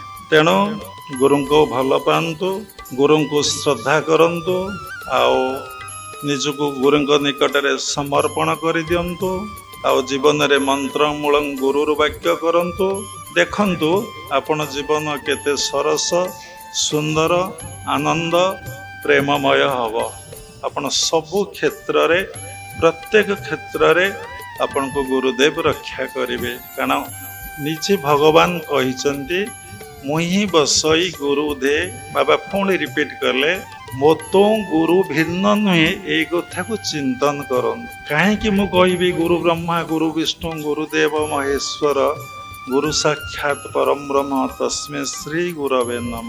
ରାତିରେ ସତ୍ସଙ୍ଗ ହେବ ଗୁରୁମାନଙ୍କର ପୂଜା ହେବ ଆଳତି ହେବ ଭୋଗ ପ୍ରସାଦ ଦିଆହେବ ରାତିରେ ବି ପ୍ରସାଦର ବ୍ୟବସ୍ଥା ଅଛି। ସମୟ ବହୁତ ଅତିବାହିତ ବହୁତ ଭଲ ଯଦି ଭଗବାନଙ୍କ ସେବାରେ ଭଗବାନଙ୍କ କଥା ଶ୍ରବଣରେ ଭଗବାନଙ୍କ କଥା କହିବାରେ ଆନନ୍ଦ ଅଛି ବୋଲି ଆମେ ବସିଛେ। ଅବଶ୍ୟ ସମସ୍ତଙ୍କୁ ଏତେ ଆନନ୍ଦ ଲାଗୁନଥିବ ପ୍ରାୟ ଆନନ୍ଦ ଲାଗୁଛି ନହେଲେ ବହୁତ ଉଠିଗଲେଣି ତେଣୁ ସବୁଦିନେ ତ ଖାଉଛେ କ'ଣ ଆମେ ବଞ୍ଚିଛେ ଖାଇବା ପାଇଁ ତେଣୁ ଛାଡ଼ନ୍ତୁ। ଏବେ ଏଇ ଗୁରୁ ପୂର୍ଣ୍ଣିମା ଦିବସରେ ପ୍ରତିଜ୍ଞାବଦ୍ଧ ହେବା ଆମେ ଗୁରୁମୁଖୀ ହେବା ଗୁରୁଗତ ପ୍ରାଣ ହେବା ସମସ୍ତଙ୍କ ଉପରେ ଗୁରୁ ଭଗବାନଙ୍କର ଆଶୀର୍ବାଦ ଝରି ପଡ଼ୁ ସମସ୍ତଙ୍କ ଜୀବନ ମଙ୍ଗଳମୟ ହେଉ ସମସ୍ତେ ଆନନ୍ଦ ଆଉ ପ୍ରେମରେ ଜୀବନ ଅତିବାହିତ କର ଆଉ ବିଶେଷ କିଛି କହିବାର ନାହିଁ। ଶେଷରେ ଆଜି ବ୍ୟାସଦେବଙ୍କ ଜନ୍ମ ଦିବସରେ ବ୍ୟାସଦେବଙ୍କୁ ମୁଁ ପ୍ରଣାମ କରୁଛି କ୍ରିୟାଯୁଗ ପରମ୍ପରାର ସମସ୍ତ ଗୁରୁମାନଙ୍କୁ ପ୍ରଣାମ କରୁଛି ବିଶ୍ୱର ପ୍ରତ୍ୟେକ ସମ୍ପ୍ରଦାୟର ଗୁରୁମାନଙ୍କୁ ମୁଁ ପ୍ରଣାମ କରୁଛି ଉପସ୍ଥିତ ଭଗବତ ସ୍ୱରୂପଗଣ ସବୁରି ଭିତରେ ପରମାତ୍ମାକୁ ଉପଲବ୍ଧି କରି ମୁଁ ପ୍ରଣାମ କରୁଛି। ସର୍ବେ ଭବନ୍ତୁ ସୁଖିନ ସର୍ବେ ସନ୍ତୁ ନିରାମୟା ସର୍ବେ ଭଦ୍ରାଣୀ ପଶନ୍ତୁ ମା କଶ୍ଚିତ୍ ଦୁଃଖ ଭାଗ ଭବେତ୍। ଜୟ ଗୁରୁଦେବ ଜୟ ଜଗନ୍ନାଥ। ମନ୍ନାଥ ଶ୍ରୀ ଜଗନ୍ନାଥ ମଦଗୁରୁ ଶ୍ରୀ ଜଗତଗୁରୁ ମଦାତ୍ମା ସର୍ବଭୂତାତ୍ମା ତସ୍ମୈ ଶ୍ରୀ ଗୁରବେ ନମଃ। ନୀଳାଚଳ ନିବାସାୟ ନିତ୍ୟାୟ ପରମାତ୍ମନେ ବଳଭଦ୍ର ସୁଭଦ୍ରାଭ୍ୟାଂ ଜଗନ୍ନାଥାୟ ତେ। ଆଜି ବ୍ୟାସ ପୂର୍ଣ୍ଣିମା ଏହି ଶୁଭ ଅବସରରେ ସର୍ବପ୍ରଥମେ ବ୍ୟାସଦେବଙ୍କୁ ପ୍ରଣାମ କରୁଛି କାହିଁକି ତାଙ୍କର ଉଦ୍ଦେଶ୍ୟରେ ଆଜି ଏ ଉତ୍ସବ ପାଳିତ ହେଉଛି। ସକାଳ 5ଟାରୁ ଉତ୍ସବ ଆରମ୍ଭ ହୋଇ ଏବେ ରାତ୍ର 10:30 ହେଲାଣି ପ୍ରୋଗ୍ରାମ ଚାଲିଛି ଏବଂ ଯଦି ଆପଣମାନେ ଚାହିଁବେ ରାତି ସାରା ମଧ୍ୟ ଏ ପ୍ରୋଗ୍ରାମ ଚାଲିପାରିବ। ଆପଣମାନଙ୍କର ସେଇ ସାମର୍ଥ୍ୟ ଅଛି ତ ଥରେ ଚିନ୍ତା କରନ୍ତୁ ଆମେ କ'ଣ କହିବୁ ଜାଣିନୁ କେଉଁଠି ଆରମ୍ଭ କରିବୁ କେଉଁଠି ଶେଷ କରିବୁ ତାହା ମଧ୍ୟ ଆମକୁ ଜଣା ନାହିଁ କାରଣ ଆମେ କୌଣସି ଶାସ୍ତ୍ର ଅଧ୍ୟୟନ କରିନୁ। ବସିଲା ବେଳେ ସେଇ ପରମାତ୍ମା ପରମ ବ୍ରହ୍ମକୁ ଲୟ କଲେ ଯାହା ଆସେ ତାହା ହିଁ ଆମେ କହୁ। ଏହା ସମସ୍ତଙ୍କ ପାଇଁ ବିଶ୍ୱାସ ଯୋଗ୍ୟ ହେବ ନାହିଁ କି ସମସ୍ତଙ୍କ ପାଇଁ ଅବିଶ୍ୱାସ ଯୋଗ୍ୟ ହେବ ନାହିଁ। ଛାଡ଼ନ୍ତୁ କାହିଁ ଦ୍ୱାପର ଯୁଗ କାହିଁ କଳି ଯୁଗ ଆମେ ଆମର 2-3ଟା ଜେନେରେସନଙ୍କର ବାପା ମାଙ୍କ ନାଁ କହିପାରିବା ନାହିଁ। ବାପା ମା ନୁହନ୍ତି ଅଜା ଅଣଅଜା ଏମିତି ନାଁ ଅଛି ଆମେ କହିପାରିବା ନାହିଁ। କ'ଣ ତୁମ ଜେଜେଙ୍କ ନାଁ ଜାଣିଥିବେ ତାଙ୍କ ବାପାଙ୍କ ନାଁ କ'ଣ ଆପଣ କହିପାରିବେ ନାହିଁ। ଏବର କଥା କିନ୍ତୁ ଦେଖନ୍ତୁ ବ୍ୟାସ ଗଲେଣି, ବ୍ୟାସ ଯାଇନାହାନ୍ତି, ବ୍ୟାସ ଅଛନ୍ତି। ଯେମିତି ବାବାଜୀ ମହାରାଜ ସ୍ଥୂଳ ଶରୀରରେ ହିମାଳୟରେ ପରିକ୍ରମା କରୁଛନ୍ତି ଶିଷ୍ୟମାନଙ୍କ ସହିତ, ସେଇଭଳି ବ୍ୟାସଦେବ ମଧ୍ୟ ହିମାଳୟରେ ବଦ୍ରିକା ଧାମରେ ପ୍ରାୟ ଅଧିକାଂଶ ସାଧୁ ସନ୍ତ ବଦ୍ରୀନାଥ ଯେଉଁ ପାହାଡ଼ ରହିଛି ମାଳା ନର ନାରାୟଣ ପର୍ବତ ତା ମଝିଟା ହେଉଛି ବଦ୍ରୀନାଥ ଅବସ୍ଥାପନ କରୁଛନ୍ତି, ପୂଜା ପାଉଛନ୍ତି। ସେଇ ପାହାଡ଼ର ଶିଖରରେ ପ୍ରାୟ ସାଧୁସନ୍ଥମାନେ ପରିକ୍ରମା କରୁଛନ୍ତି। କେତେ ବର୍ଷ ହେଲା ଦ୍ୱାପର ଯାଇ କଳି ଆସିଲା। ବିଭିନ୍ନ ମାଳିକାକାରମାନେ କହୁଛନ୍ତି, ଯେଉଁମାନେ ମାଳିକା ଉପରେ ରିସର୍ଚ୍ଚ କରୁଛନ୍ତି, ସେମାନେ କିଏ କହୁଛି କଳି ସରିଲାଣି, କିଏ କହୁଛି ଅନନ୍ତ ଯୁଗ ଆରମ୍ଭ ହେଲାଣି, କିଏ କହୁଛି ସତ୍ୟ ଯୁଗ ଆରମ୍ଭ ହେଲାଣି। ସେ ଯେଉଁ ଯୁଗ ହଉ, କିଏ କଳିକି 5500 ବର୍ଷ କହୁଛି, କିଏ କହୁଛି ନାହିଁ କଳି ଶେଷ ହେଇକି 3 ବର୍ଷ ହେଲାଣି, ଅନନ୍ତ ଯୁଗ ଗୋଟେ ଆରମ୍ଭ ହୁଏ। ସତ୍ୟ ତ୍ରେତୟା ଦ୍ୱାପର କଳି, ତାପରେ ଅନନ୍ତ ଯୁଗ ପରେ ପୁଣି ସତ୍ୟ ଯୁଗ। ପିଲାଦିନରୁ ଏସବୁ କଥା ମୋ ମୁଣ୍ଡରେ ପ୍ରବେଶ କରେ ନାହିଁ, ଏ ବିଷୟରେ କହିବି ନାହିଁ, ସମୟ ବହୁତ କମ୍। ତେଣୁ ଦେଖନ୍ତୁ ବ୍ୟାସଦେବଙ୍କର କ'ଣ ଅବଦାନ ଅଛି ଯେ ଏ ମାନବ ସମାଜକୁ ତାଙ୍କୁ ଏପର୍ଯ୍ୟନ୍ତ ଏ କଳିଯୁଗର ଅବିଶ୍ୱାସୀ ଲୋକ, ଧର୍ମ ପ୍ରତି ବିଶ୍ୱାସ ଏତେ କାହାର ନାହିଁ। କାରଣ କଳିଯୁଗରେ ଧର୍ମ ଗୋଟିଏ ପାଦ ବୋଲି ଶାସ୍ତ୍ରରେ ଲେଖା ଅଛି। ଗୋଟିଏ ପାଦ, ସତ୍ୟରେ 4, ତ୍ରେତୟାରେ 3, ଦ୍ୱାପରରେ 2, କଳିରେ ଗୋଟିଏ ପାଦ। ଦେଖନ୍ତୁ ନିଜ ମନକୁ ଦେଖନ୍ତୁ, ଆପଣ ମନରେ ଧର୍ମ ଅଛି? ଗୋଟିଏ କଥାରୁ ଠାକୁରେ କାଳିଆ ସାନ୍ତେ କହିବା ଆରମ୍ଭ କରିବେ, ଆପଣ ଭିତରେ ଧର୍ମ ଅଛି? ଗୋଟିଏ ପାଦ ଧର୍ମ ଅଛି? You walks your mind, you walks your conscience. ଆପଣଙ୍କ ଭିତରେ ଧର୍ମ ଅଛି କି? ଧର୍ମର ସଂଜ୍ଞା କ୍ରିୟା ଯୋଗରେ ଦୀକ୍ଷା ନେଲା ପରେ ଆମକୁ ଜଣା ନାହିଁ। ଯେତେ ସାଧୁସନ୍ଥମାନେ ଏବେ ଅଛନ୍ତି, ସେମାନେ ଧର୍ମ ବିଷୟରେ ଜାଣନ୍ତି ନାହିଁ। ସେମାନେ କେମିତି ପୁଣ୍ୟ ଅର୍ଜନ ହେବ, କେମିତି କଳିଯୁଗ ଆରମ୍ଭ କେବେ, କଳିଯୁଗ ଶେଷ କେବେ, ଅନନ୍ତ ଯୁଗ ଆରମ୍ଭ କେବେ, ଅନନ୍ତ ଯୁଗ ଶେଷ କେବେ, ଏଇସବୁର ହିସାବ ଆଉ ନିକାଶ ନେବାର ଆମର କିଛି ଅଛି କି? ଆମେ ଏ ବିଷୟରେ କୌଣସି ଶାସ୍ତ୍ରରେ କୌଣସି ମାନବକୁ ନିର୍ଦ୍ଦେଶ ଦିଆଯାଇଛି କି ତାର ହିସାବ କରିବା ପାଇଁ? ଯାହାର ଲୋଭମୂଳରେ କୋଟି କୋଟି ବ୍ରହ୍ମାଣ୍ଡ ବିରାଜମାନ କରୁଛି, ବିଜ୍ଞାନ କହୁଛି। ତେଣୁ ଆମେ କିଏ ଏ ବିଷୟରେ ଗଣନା କହିବାକୁ ଛାଡ଼ନ୍ତୁ, ଆମେ ବ୍ୟାସଙ୍କ ଉପରେ କହିବା। ତେଣୁ କ'ଣ ବ୍ୟାସଦେବ ଦାନ କରିଗଲେ ଏ ମାନବ ସମାଜକୁ, ଯାହାଙ୍କୁ ଆଜି ହଜାର ହଜାର ବର୍ଷ ହେଲାଣି ଲୋକ ମନେ ରଖୁଛନ୍ତି ଏବଂ ତାଙ୍କର ଜନ୍ମ ଦିବସକୁ ଗୁରୁ ପୂର୍ଣ୍ଣିମା ଦିବସ ବା ବ୍ୟାସ ପୂର୍ଣ୍ଣିମା ରୂପରେ ପାଳନ କରୁଛନ୍ତି। କ'ଣ ପାଇଁ? ଆପଣମାନଙ୍କର ଅଜା କି ଅଣ ଅଜା କି ତାଙ୍କ ବାପା କି ତାଙ୍କ ବାପା କି ତାଙ୍କ ବାପା କାହାର ଜନ୍ମଦିନ ଆପଣ ପାଳନ କରୁଛନ୍ତି ଏବଂ ଆପଣଙ୍କ ବାପାଙ୍କର ଜନ୍ମଦିନ ପାଳନ କରୁଛନ୍ତି। ଆପଣଙ୍କର ଯେ ଜେଜ ହେବେ ବା ଅଜା କହନ୍ତି, କେଉଁ ଶବ୍ଦଟା ଠିକ୍ ମୋତେ ଜଣା ନାହିଁ, ସେ ତାଙ୍କର ଜନ୍ମଦିନ ଆପଣ ପାଳନ କରୁଛନ୍ତି। କାହିଁକି? କ'ଣ ପାଇଁକି? କ'ଣ ସେ କରିଗଲେ ତାଙ୍କର ଜନ୍ମ ଦିବସକୁ ଆମେ ପାଳନ କରୁଛେ? ସେ ମାନବ ସମାଜକୁ ଆତ୍ମଜ୍ଞାନ କ'ଣ କଲେ? ପ୍ରଦାନ କଲେ।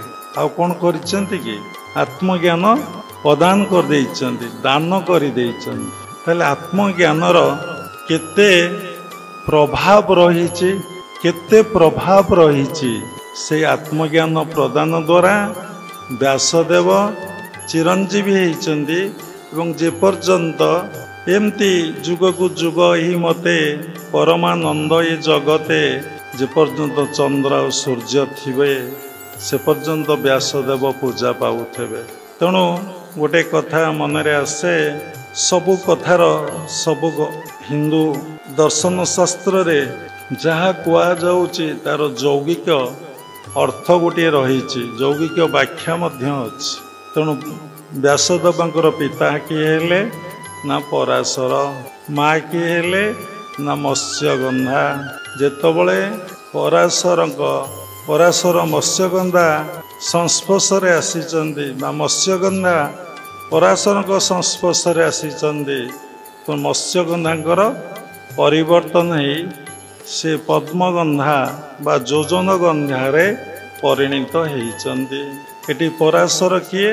ନା ପରାଶର ହେଲେ ଗୁରୁ। ଶିଷ୍ୟ କିଏ ହେଲେ? ନା ମତ୍ସ୍ୟଗନ୍ଧା। ଯେତେବେଳେ ଗୁରୁଙ୍କ ସଂସ୍ପର୍ଶରେ ଶିଷ୍ୟ ଆସେ, ଗୁରୁଙ୍କର ସାନ୍ନିଧ୍ୟ ଲାଭ କରେ, ଗୁରୁଗତ ପ୍ରାଣ ହୁଏ। ଗୁରୁଗତ ପ୍ରାଣ କେହି ବୁଝିପାରିନାହାନ୍ତି, ଶୁଣିକି କହୁଛନ୍ତି। ଗୁରୁମୁଖ ହୁଏ। ଗୁରୁମୁଖ ଆପଣମାନେ କେହି ନୁହନ୍ତି। କଥା ଭିତରେ କହିଛନ୍ତି, ବାବା ଆମର ଏହା କହୁଛନ୍ତି। ଆମେ ପ୍ରତ୍ୟେକ ସତ୍ସଙ୍ଗରେ କହୁ, ଗୁରୁଦେବ ଏଇ କଥା କହୁଛନ୍ତି। ଗୁରୁଗତ ପ୍ରାଣ, ତମ ପ୍ରାଣ ଗୁରୁଙ୍କ ସହିତ ମିଶି ଯାଇଛି। ସେ ଯାହା ନିର୍ଦ୍ଦେଶ ଦେବେ ତୁମେ ତା ପାଳନ କରିବ।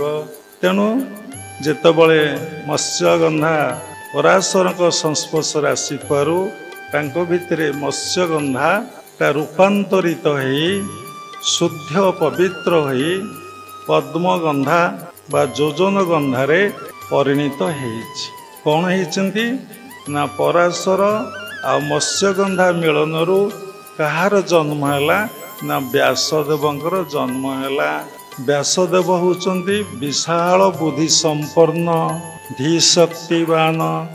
ସେ ଏକାଧାରରେ ସବୁକିଛି, ଜଣେ ଶାସ୍ତ୍ରଜ୍ଞ, ଜଣେ ପଣ୍ଡିତ, ଜଣେ ଜ୍ଞାନୀ, ଜଣେ ତ୍ରିକାଳଜ୍ଞ, ଜଣେ ସବୁକିଛି ସେ ଏକ ଧାରରେ କିଏ?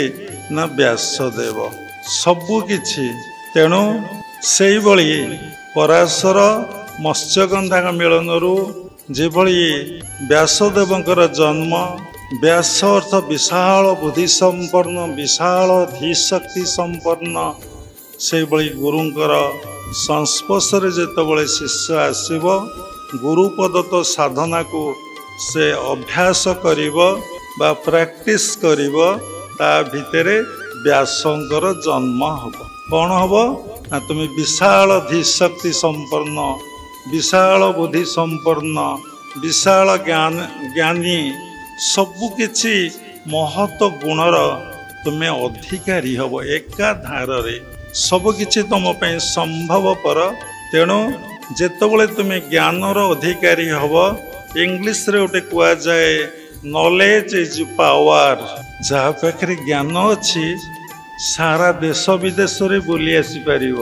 ଆଜି ଜଣେ ଲୋକ IAS ହେଇଛି, ଏତେ ପୂଜା ପାଉଛି, କି ଜଣେ OAS ହେଇଛି, ଏତେ ପୂଜା ପାଉଛି, କି ଜଣେ ଭଲ ପାଠ ପଢ଼ୁଛି, ଏତେ ପୂଜା ପାଉଛି। ତା ଅର୍ଥ କ'ଣ? ସେ ପାଠ ପଢ଼ିଛି, ଜ୍ଞାନ ଲାଭ କରିଛି। ଯେମିତି ଭୌତିକ ଜଗତରେ ସ୍କୁଲ ଯାଇ, କି କଲେଜ ଯାଇ, କି ୟୁନିଭର୍ସିଟି ଯାଇ ଗୁରୁଙ୍କ ତତ୍ତ୍ୱାବଧାନରେ ପାଠ ପଢ଼ି ଡିଗ୍ରୀ ଲାଭ ପରେ ଆପଣ ଯେମିତି ପୂଜା ପାଉଛନ୍ତି, ଏଇ ଭୌତିକ ଦୁନିଆରେ ମ୍ୟାଟେରିଆଲ ୱାର୍ଲଡରେ ଯେମିତି ଆପଣ ପୂଜା ପାଉଛନ୍ତି, ସେଇଭଳି ଗୁରୁଙ୍କ ସାନ୍ନିଧ୍ୟରେ ଆସିଲେ, ଗୁରୁଙ୍କ ସଂସ୍ପର୍ଶରେ ଆସିଲେ ଏବଂ ଗୁରୁଗତ ପ୍ରାଣ ହେଲେ, ଗୁରୁମୁଖ ହେଲେ, ଗୁରୁଙ୍କ ବାକ୍ୟକୁ ମନ୍ତ୍ରମୂଳଂ କଲେ, ଆପଣ ପଦ୍ମଗନ୍ଧାରେ, ଯୋଜନଗନ୍ଧାରେ ପରିଣତ ହେବେ। କେମିତି? ଆପଣ ଜ୍ଞାନର ଅଧିକାରୀ ହେବେ। ଜ୍ଞାନର ଅଧିକାରୀ ହେଲେ ଆପଣଙ୍କୁ ସମସ୍ତେ ଭଲ ପାଇବେ, ସମସ୍ତେ ପୂଜା କରିବେ। କାରଣ ଶ୍ରଦ୍ଧାବାନ ଲଭେତେ ଜ୍ଞାନଂ ତତ୍ପର ସଂ ଜିତେନ୍ଦ୍ରିୟ ଜ୍ଞାନଂ ଲବ୍ଧା ପରାଂ ଶାନ୍ତି ମଚିରଣେ ଅଧିଗଚ୍ଛତି। ତେଣୁ କ'ଣ କହିଲା? କେଉଁଥିରେ ଶାନ୍ତି ମିଳିବ? ନା ଜ୍ଞାନଂ ଲବ୍ଧା ପରାଂ ଶାନ୍ତି। ତେଣୁ କେଉଁ ଜ୍ଞାନ ଏଠି କହିଛି? ନା ଆତ୍ମଜ୍ଞାନ କଥା ଏଠି କହିଛି। ଯଦି ଆମେ ଭୌତିକ ଜଗତର ଜ୍ଞାନ ଲାଭ କଲେ ଶାନ୍ତି ପାଉଥାନ୍ତେ, ତାହେଲେ ଗୁରୁଙ୍କ ପାଖକୁ କାହିଁକି ଯାଆନ୍ତେ? ମନରେ ପ୍ରଶ୍ନ ଉଠେ। ଆପଣମାନେ ଶିକ୍ଷିତ, ସବୁ ଲାଇଟ୍ ଦେଇ ଦିଅନ୍ତୁ। ଆପଣମାନେ ଶିକ୍ଷିତ, ଆପଣମାନେ ବହୁତ ପାଠ ପଢ଼ିଛନ୍ତି, ଆପଣଙ୍କର ଧନ ସମ୍ପତ୍ତି ଅଛି, ଆପଣଙ୍କର କୋଠାବାଡ଼ି ଅଛି, ଆପଣଙ୍କର ସବୁ କିଛି ଅଛି, ପୁଅ ଝିଅ ବି ଅଛନ୍ତି, କିଏ ମ୍ୟାରେଡ୍ କିଏ ନଟ୍ ମ୍ୟାରେଡ୍, ସବୁ ଲାଇଟ୍ ଦେଇ ଦିଅନ୍ତୁ। ତାହେଲେ ଆପଣଙ୍କ ଭିତରେ କ'ଣ ୱାନ୍ସ ଅଛି, କ'ଣଟା ଡିଜାୟାର ରହିଲା ଯେ ଆପଣ ଗୁରୁଙ୍କ ପାଖକୁ दीक्षा ग्रहण करने आश्रम को आसवाई कहीं इच्छा प्रकाश कले ताले किसी अभाव आपणकर रही जाइए कौनटा अभाव रही आपण तो शिक्षित आपण तो धनवान पाठ पढ़ी सर्विस करिसेंती बिल्डिंग करिसेंती गाड़ी करिसेंती देश विदेश जाई पारुचंती आपणको भितरे आपणकर पुओ एवं झील अच्छी आपणकर बैंक बैलेंस रही पुणी कौन नेसेसिटी ऑफ गुरुज कौन गुरुंकर आवश्यकता कौन पाई कि आपण के निज मन को पचारि कौनटा अभाव रही जाउछ आपण तो सब पाइले पुणी अभाव कौनटा वांस कौनटा आपणकर डिजायर आम ये बसला बेले भाविलु कौन से अभाव आपण आश्रम लक्षपति लोक बसी कोटिपति लोक भी बसी केते PhD वाला बसी केते सुंदर देश विदेश परिक्रमा करथबा लोक भी इठी बसी कि 25टा कंट्री कि 30टा कंट्री कि 40टा कंट्री परिक्रमा करी बसी ताले कौन गोटे डिजायर तृष्णा रही जाउची ना गोटे सैटिस्फैक्शन किछि मिलू नाही कौनटा गोटे रहुची सेटा आपण माने जानी थेबे मनुष्य ए संसार रे जहा किछि करूची any work you can do जहा आपण करूचंती ओनली फॉर पीस बा ब्लिस आनंद पाई करूचन किंतु आपण भाबिथिले सबुथेरे आनंद अछि पाठ पढ़िबारे आनंद अछि चाकरी करिबारे आनंद अछि मैरिज करिबारे आनंद अछि आउ पिला छुआ जन्म होबारे आनंद अछि कोठाबाड़ी करिबारे आनंद अछि बैंक बैलेंस करिबारे आपणकर आनंद अछि किंतु देखिले जे ये कोथरे आनंद मते मिलू नाही मते टिके सुख मिलुछि किंतु अशांत अशांत कहीं मनटा लगुच अस्थिर अस्थिर कहीं लगुच मनर प्यूरिटी कहीं पवित्रता कौन पाई नाही मन कहीं चंचल एवं व्यस्त रोची सबू तो पाइला परे से तो फुलफिल हो कथा परिपूर्ण हो कथा से अपूर्ण कौन पाई रोची से आश्रमवासी होची भावुची आउ गोटे कोटी जगह अच्छी देन देन देन देन देन हेई आसला परे से देन टा एंड कोठी से कोठी गले तार आउ वांसटा पळैबो तेणु भगवत गीतार लेखा अछि 6ठ अध्याय 22 श्लोक जंग लब्धा चापलाभं मनन्ते नाधिकं तत्र जस्मिन् स्थित न दुखेन गुरुणा भी विचालते ये श्लोक ये पंडित रवींद्र मिश्र बसी आम भूल ठीक आम तो पाठ पढ़ीनु यहाँ केवल गुरुदेव ठारू बारंबार ये हाथ देखी गुरुदेव कहते जंग लब्धा चापलाभं मनन्ते नाधिकं तत्र जस्मिन् स्थित न दुखेन गुरुणा भी विचालते प्राय ठीक अच्छे ना कि श्लोकटा तेणु ये श्लोकर अर्थ कौन जंग लब्धा चाप लाभं मनन्ते नाधिकं तत्र जहा को पाइले आउ किछि पाइबा को इच्छा हुए ना जहा को देखिले आउ कहारी को देखिबा को इच्छा हुए ना जहा को कथा सुनिले वास्तव रे आउ किछि कथा सुनिबा को इच्छा हुए ना जंग लब्धा चाप लाभं मनन्ते नाधिकं तत्र जस्मिन् स्थित न दुखेन गुणुरापि विचाल पर्वत तुल्य जदि दुख जंत्रणा कष्ट आसे ताहले न विचालते तमे आ विचलित हब ना संसार भितर रहिले जदि पुओ को टिके ज्वर हैला किछि व्यस्त परीक्षा रे जदि 95 रु 96 रु कि 99 रु जदि 85 रहिला बापा माँ सुइसाइड करूचंती पिला माने सुइसाइड करूचंती मिछ कि सत आपण माने जानिथेबे बापा माँ भी सुइसाइड करूचंती पिला माने भी सुइसाइड करूचंती एवं तंगर मानसिक स्थिति 6ठ अध्याय 22 श्लोक तेणु पूरा विचलित कहला जहाँ को देखिले आउ किछि देखिया को इच्छा हुए नहीं जहाँ को प्राप्ति परे आउ किछि प्राप्ति करिया को इच्छा हुए नहीं पाठ पढ़ल चाकरी प्राप्ति तापरे जमी परचेज करिबा प्राप्ति कोठा बिल्डिंग बनैमा प्राप्ति भल सुंदर स्त्री टे बाबा प्राप्ति पिला छुआ हवा प्राप्ति କହିଲେ ଅନେକ ସମୟ ପଳେଇବ। ପୁଣି ସେମାନେ ଭଲ ଚାକିରି କରିବେ, ପ୍ରାପ୍ତି, ସେମାନେ ବିବାହ ହେବେ, ପ୍ରାପ୍ତି। ଆଜ୍ଞା ଗୋଟେ ନାତିଟି ହବ, ବାବା ଟିକେ କୃପା କରିବେ। ରାମକୃଷ୍ଣ ପରମହଂସ କହନ୍ତି ଇଏ ସଂସାରୀ ଲୋକଙ୍କର କି ଭଳିଆ ଅଜ୍ଞାନତା। ଆରେ ହେ ଦେଖ ଦେଖ ଇଏ କ'ଣ ଖାଇଛି, ଯାହା ଖାଇଛି ତା ସେ ହାକୁଡ଼ି ମାରୁଛି। ଆରେ ମୂଳା ଖାଇଛି, ମୂଳା ହାକୁଡ଼ି ଆଉଛି। ଆରେ ରସୁଣ ଖାଇଛି, ରସୁଣ ହାକୁଡ଼ି ଆଉଛି। ଆରେ ପିଆଜ ଖାଇଛି, ପିଆଜ ହାକୁଡ଼ି ଆଉଛି। ଅନେକ ଡିସାଇପୁଲ ଅଛନ୍ତି ସେଇ କଥା ଅଭୟ ମୋତେ ପ୍ରତ୍ୟେକ ଦିନ କହୁଛନ୍ତି ବାବା କହିବେ ନାହିଁ। ବାବା କ'ଣ ପାଇଁ କହୁଛନ୍ତି ବାବା ଜାଣନ୍ତି ନାହିଁ। ଅନେକ ଡିସାଇପୁଲ ଅଛନ୍ତି ସେମାନେ କ'ଣ ପାଇଁ ଦୀକ୍ଷା ନେଇଛନ୍ତି, କ'ଣ ପାଇଁ ଆଶ୍ରମକୁ ଆସିଛନ୍ତି, କ'ଣ ପାଇଁ ଗୁରୁ ଗ୍ରହଣ କରିଛନ୍ତି, ସେମାନେ ସେ ବିଷୟରେ ଜାଣନ୍ତି। ତେଣୁ ପ୍ରକୃତ ଅନିସନ୍ଦିଛୁ ସାଧକ ଯିଏ ପରିତୃପ୍ତ ହେଇପାରେ ନାହିଁ, ଯିଏ ଅପୂର୍ଣ୍ଣ ଅନୁଭବ କରେ, ପ୍ରକୃତ ଆନନ୍ଦ ବ୍ଲିସ୍ ଆଉ ଜୟକୁ ପାଇପାରେ ନାହିଁ, ସେ ଗୁରୁଙ୍କର କ'ଣ କରେ, ଶରଣାପନ୍ନ ହୁଏ।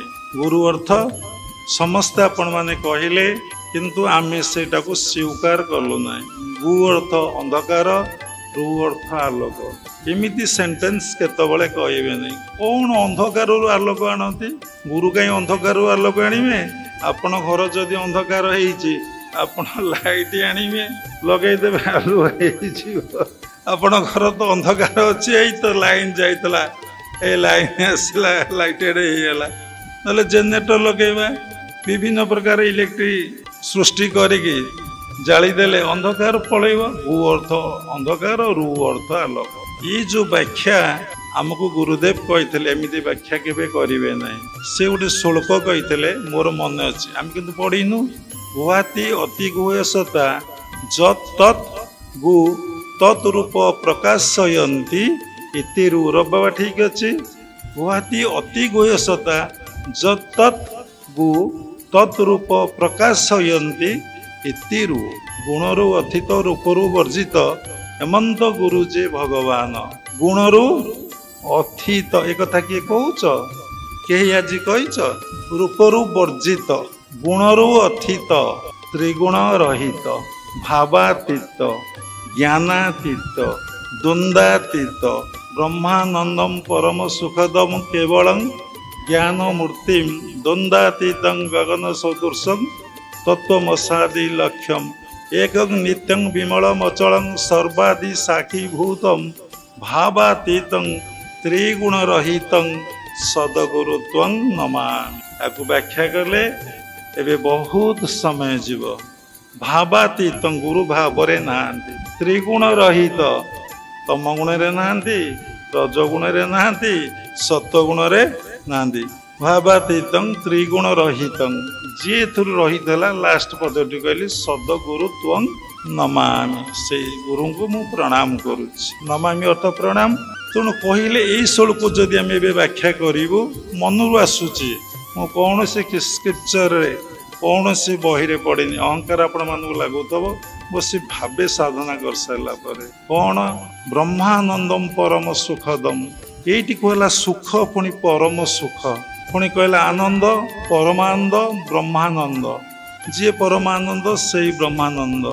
ତେଣୁ ଆନନ୍ଦ ଆପଣ ପାଉଛନ୍ତି, ତାପରେ ବ୍ରହ୍ମାନନ୍ଦର ଆପଣ ଅଧିକାରୀ ହେବେ। ତେଣୁ ଯେମିତି ପରାଶରଙ୍କ ସଂସ୍ପର୍ଶରେ ମତ୍ସ୍ୟଗନ୍ଧା ଆସି ଯୋଜନ ଗନ୍ଧାରେ ବା ପଦ୍ମଗନ୍ଧାରେ ପରିଣତ ହୋଇପାରିଲା, ବାସ୍ତବରେ ଯେଉଁ ଶିଷ୍ୟ ଗୁରୁଙ୍କ ସାନ୍ନିଧ୍ୟରେ ଆସିବ, ଗୁରୁଙ୍କ କଥାକୁ ମନ୍ତ୍ରମୂଳଂ କରିଦେବ ଏବଂ ଗୁରୁଙ୍କୁ ସବୁବେଳେ ଫଲୋ କରିବ, 100% ଫଲୋ କରିବ, follow master and B master, ସେ ଦିନେ ପଦ୍ମଗନ୍ଧାରେ ପରିଣତ ହେବ। ସେ କେତେ ସତ୍ୟ ଯାଉ, ତେତିଆ ଯାଉ, ଦ୍ୱାପର ଯାଉ, କଳି ଯାଉ, ଯେମିତି ବ୍ୟାସଦେବ ଆଜି ଅମର ହେଇଛନ୍ତି, ବ୍ୟାସଦେବ ଯେମିତି ଆଜି ପ୍ରତ୍ୟେକ ଗୁରୁକୁଳ ଆଶ୍ରମରେ ପୂଜା ପାଉଛନ୍ତି, ତାଙ୍କ ଜନ୍ମ ଦିବସକୁ ଆମେ ଯେମିତି ପାଳନ କରିପାରୁଛେ ବା ପାଳନ କରୁଛେ, ସେମିତି ଆପଣମାନଙ୍କର ଜନ୍ମ ଦିବସକୁ ସେମିତି ସମସ୍ତେ ପାଳନ କରିବେ। ସମସ୍ତେ ଜଣେ ଜଣେ ବ୍ୟାସ ଆପଣ ହେଇପାରିବେ ଯଦି ଆପଣ ସାଧନା କରିବେ ଆପଣ ବ୍ୟାସ ହେଇପାରିବେ। କେମିତି ବ୍ୟାସ ହେବେ? ଆପଣଙ୍କ ଶରୀର ଭିତରେ 7ଟି ଚକ୍ର ଅଛି, କିନ୍ତୁ ଆହୁରି ଅନେକ ଚକ୍ର ଅଛି, କିନ୍ତୁ ଭେରି ଇମ୍ପୋର୍ଟାଣ୍ଟ ଚକ୍ର ହେଉଛି 7ଟା। ଗୋଟେ ମୂଳାଧାର, ଗୋଟେ ସ୍ୱାଧିଷ୍ଠାନ, ଗୋଟେ ମଣିପୁର, ଗୋଟେ ଅନାହତ, ଗୋଟେ ବିଶୁଦ୍ଧ, ଗୋଟେ ଆଜ୍ଞା, ଗୋଟେ ସହସ୍ର। ଏ 7ଟି ଚକ୍ର ସମସ୍ତେ ଆପଣମାନେ ଜାଣିଛନ୍ତି। ବାବା ଗୁରୁ କୃପାରେ ଅନେକ ଥର ଲେଖିଛନ୍ତି ଆଜ୍ଞା ସହସ୍ରା ଭିତରେ ଗୁରୁ ପାଦୁକା ଚକ୍ର ରହିଛି। ଆଜ୍ଞା ଆଉ ସହସ୍ରା ଭିତରେ ଗୁରୁ ପାଦୁକା ଚକ୍ର ରହିଛି, ଯାହାକୁ ଆମର ସାଇନ୍ସ କହୁଛି ପିଟ୍ୟୁଟାରୀ ଗ୍ଲାଣ୍ଡ, ପିନିଏଲ ଗ୍ଲାଣ୍ଡ, ମଝିରେ ହାଇପୋଥାଲାମସ୍ ଗ୍ଲାଣ୍ଡଟେ ଅଛି। ଏ ସାଇନ୍ସ ଷ୍ଟୁଡେଣ୍ଟ ଜାଣିଛ, ହାଇପୋଥାଲାମସ୍ ଗ୍ଲାଣ୍ଡ ଅଛି, ଯେଉଁଟାକୁ ବଡ଼ିର ଟେମ୍ପରେଚରକୁ କଣ୍ଟ୍ରୋଲ କରୁଛି। ଯେଉଁ ସାଧୁ ହାଇପୋଥାଲାମ ଗ୍ଲାଣ୍ଡକୁ ଧ୍ୟାନ କରିବ, କନସେନ୍ଟ୍ରେଟ୍ କରିବ, ସେ ହିମାଳୟରେ ରହିପାରିବ।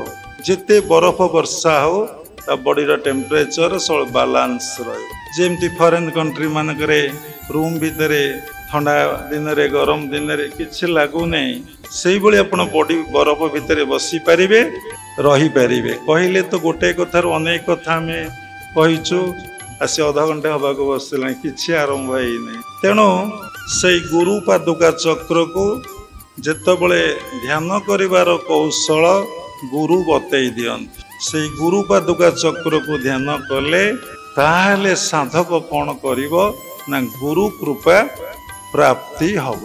ଗୁରୁ କୃପା ପ୍ରାପ୍ତି ହେଲେ ସେ କ'ଣ କରିବ, ତା ମନରୁ ସମସ୍ତ ସଂଶୟ ସନ୍ଦେହ ଆପଣଙ୍କ ଭିତରେ ଯେଉଁ ଭ୍ରାନ୍ତି ରହିଛି, ଭ୍ରାନ୍ତିଟା ଅର୍ଥ କ'ଣ?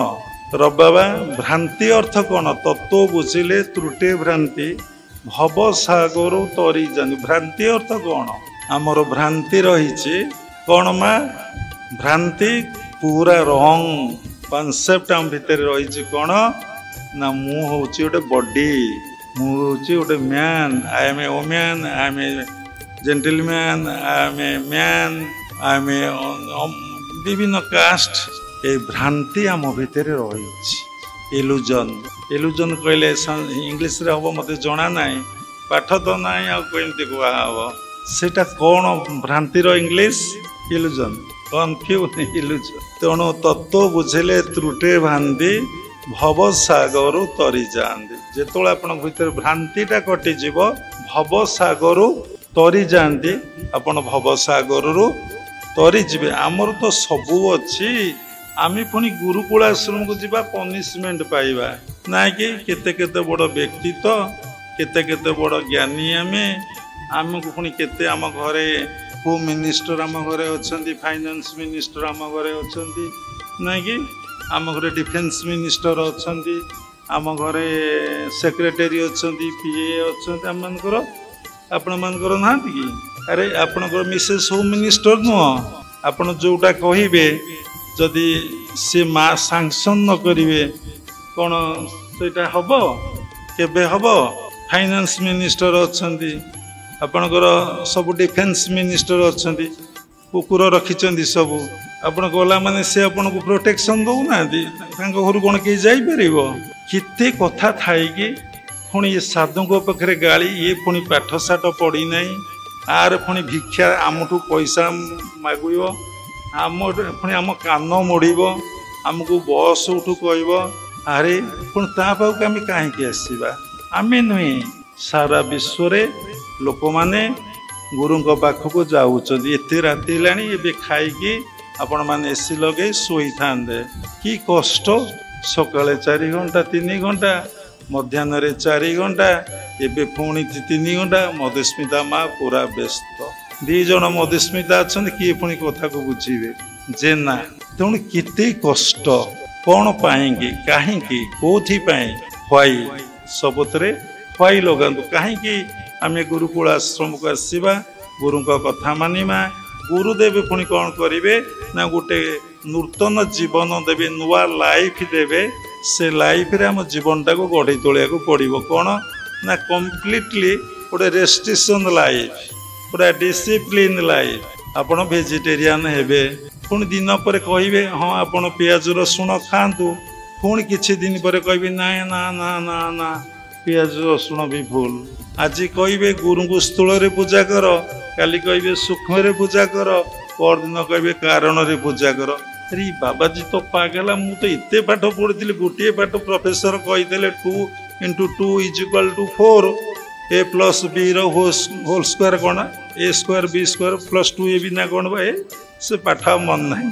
ତେଣୁ ଇଏ କ'ଣ ଆଜି କହିଲେ 2 × 2 4, କାଲି କହିଲେ 2 × 2 = 0। ତେଣୁ ଆପଣ ବହୁତ ଭ୍ରାନ୍ତି ତୁଟେଇବାକୁ କ'ଣ ଆସିଥିଲେ, ପୁଣି ଭ୍ରାନ୍ତିରେ ପଡ଼ିଯିବେ। ଗୁରୁ କହିଲେ ତାହା ଜାଣି ନୋହିଲେ ଭ୍ରମୁଥାନ୍ତି ପ୍ରାଣୀ। ଯେତେବେଳେ 2 × 2 କହିବେ 4, ଆପଣ କହିବେ ଏସ୍। ଯେତେବେଳେ କହିବେ 2 × 2 = 0 ଏସ୍, 2 × 2 = 8 ଏସ୍। ତାପରେ ଆପଣ ଗୁରୁଙ୍କ ଲୀଳାକୁ ବୁଝିପାରିବେ ଏବଂ ଗୁରୁ ଦିନେ ସତ୍ୟରେ ପହଞ୍ଚେଇ ଦେବେ ଯେ ଆକ୍ଚୁଆଲି 2 × 2 = କେତେ, କେତେ ସେ ଗୁରୁ କହିଦେବେ। ତେଣୁ ଯେଉଁମାନେ ନବୀନ ସାଧକ ସାଧିକା ଆସିଥାନ୍ତି ସେମାନେ ଗୁରୁଙ୍କୁ ଦେଖି ବଡ଼ ବିଭ୍ରାନ୍ତିରେ ପଡ଼ିଯାଆନ୍ତି। ବୁଝିପାରୁଛନ୍ତି? ବଡ଼ ବିଭ୍ରାନ୍ତିରେ ପଡ଼ିଯାଆନ୍ତି। ଆରେ ଏତେ ଏତେ ବଡ଼ ଶିକ୍ଷିତ ଲୋକ, ଜ୍ଞାନୀ ଲୋକ, ଆମେ ଆସିକି କି କଷ୍ଟ, କି ଦୁଃଖ, କି ଯନ୍ତ୍ରଣା ଭୋଗୁଛୁ। କିନ୍ତୁ ଏଇ ଦୁଃଖ, ଏଇ କଷ୍ଟ, ଏ ଯନ୍ତ୍ରଣା ନୁହେଁ। ଗୋଟେ ଛୋଟିଆ କଥାଟିଏ, ପିତା ଖାଇବାକୁ କେହି ମିଠା, ମାନେ ପିତା ଖାଇବାକୁ କେହି ଭଲ ପାଆନ୍ତି ନାହିଁ। ଖାଇବାକୁ କେହି ଭଲ ପାଆନ୍ତି? ପ୍ରାୟ ସମସ୍ତେ ପିତା ଖାଇବାକୁ ଭଲ ପାଆନ୍ତି। କିନ୍ତୁ ପିତାଟା ଯେ କେତେ ଉପକାରୀ ଏବେ ବିଜ୍ଞାନ କହୁଛି, ଆପଣମାନେ ଜାଣିଛନ୍ତି। ମିଠାଟା ଖାଇବାକୁ ସମସ୍ତେ ଭଲ ପାଆନ୍ତି। ମିଠାଟା ଯେ ଆପଣ ବଡ଼ି ଆଦୌ ଆବଶ୍ୟକତା ନାହିଁ, ବଡ଼ିର ଆଦୌ ଆବଶ୍ୟକତା ମିଠା ନାହିଁ। ସୁଗାର ଖାଦ୍ୟରେ, ଆପଣ ରୁଟିରେ ଆଉ ପ୍ରସାଦରେ ଏବଂ ଯେତିକି ଫଳମୂଳରେ ଯେତିକି ଆପଣ ସୁଗାର ପାଉଛନ୍ତି ତା ବଡ଼ି ପାଇଁ ବହୁତ ସଫିସିଏଣ୍ଟ। କିନ୍ତୁ ଆପଣ ମିଠା ଖାଉ। ସେଇଭଳି ଧର୍ମ ଜଗତରେ ପ୍ରବେଶ କଲେ ପିତା ଭଳିଆ ଟିକେ ଲାଗେ। ତାପରେ କ'ଣ ହୁଏ ନା ଏତେ ଉପକାର ମିଳେ, ଏତେ ଉପକାର ମିଳେ ତାକୁ ଭାଷାରେ କହି ହୁଏ ନାହିଁ। କ'ଣ ଉପକାର ମିଳେ ନା ଆନନ୍ଦ ଆପଣ ପାଆନ୍ତି। ଆନନ୍ଦ ଆନନ୍ଦ ଆନନ୍ଦ ଆନନ୍ଦ। ତେଣୁ ଗୁରୁ କୃପା ବିନା ଜ୍ଞାନ ନ ଜନ୍ମେ ହୃଦୟରେ। ଆରେ ଜ୍ଞାନଟା କ'ଣ ହୃଦୟରେ ଆସେ? କ'ଣ ସେ ଯେ ଲେଖିଲେ, ସେ କେମିତି କ'ଣ ଲେଖିଲେ ହୃଦୟରେ କ'ଣ ଜ୍ଞାନ ଆସେ? କେତେଟା ହାର୍ଟ ଅଛି ପ୍ରାୟ ସାଧୁମାନେ ଜାଣନ୍ତି ନାହିଁ। 3ଟା ହାର୍ଟ ଅଛି, ଗୋଟେ ସହସ୍ରା, ଗୋଟେ ଆଜ୍ଞା, ଆଉ ଗୋଟେ ଆପଣଙ୍କର ଶରୀର ଭିତରେ ଲେଫ୍ଟ ସାଇଡ଼୍ରେ ଆପଣଙ୍କର ହାର୍ଟଟା ଅଛି। ସମସ୍ତ ଜ୍ଞାନର ସୃଷ୍ଟି ହୁଏ ସହସ୍ରାରେ। ତାପରେ ଯେତେବେଳେ ସେ କ୍ଷରଣ ହୁଏ, ଆଜ୍ଞାରେ ଆସି ପହଞ୍ଚେ, ସେତେବେଳେ କ'ଣ ହୁଏ ନା ଆପଣ ଏକ୍ସପ୍ରେସ୍ କରନ୍ତି, ପରିପ୍ରକାଶ କରନ୍ତି। ଯଦି ସହସ୍ରରୁ ଆପଣଙ୍କର ଜ୍ଞାନ କ୍ଷରଣ ହେବ ନାହିଁ, ବ୍ରହ୍ମଜ୍ଞାନ, ଆତ୍ମଜ୍ଞାନ ଯଦି ଆପଣ ସହସ୍ରରୁ କ୍ଷରଣ ନ ହେବ, ତାହେଲେ ଆପଣ କିଛି କହିପାରିବେ ନାହିଁ।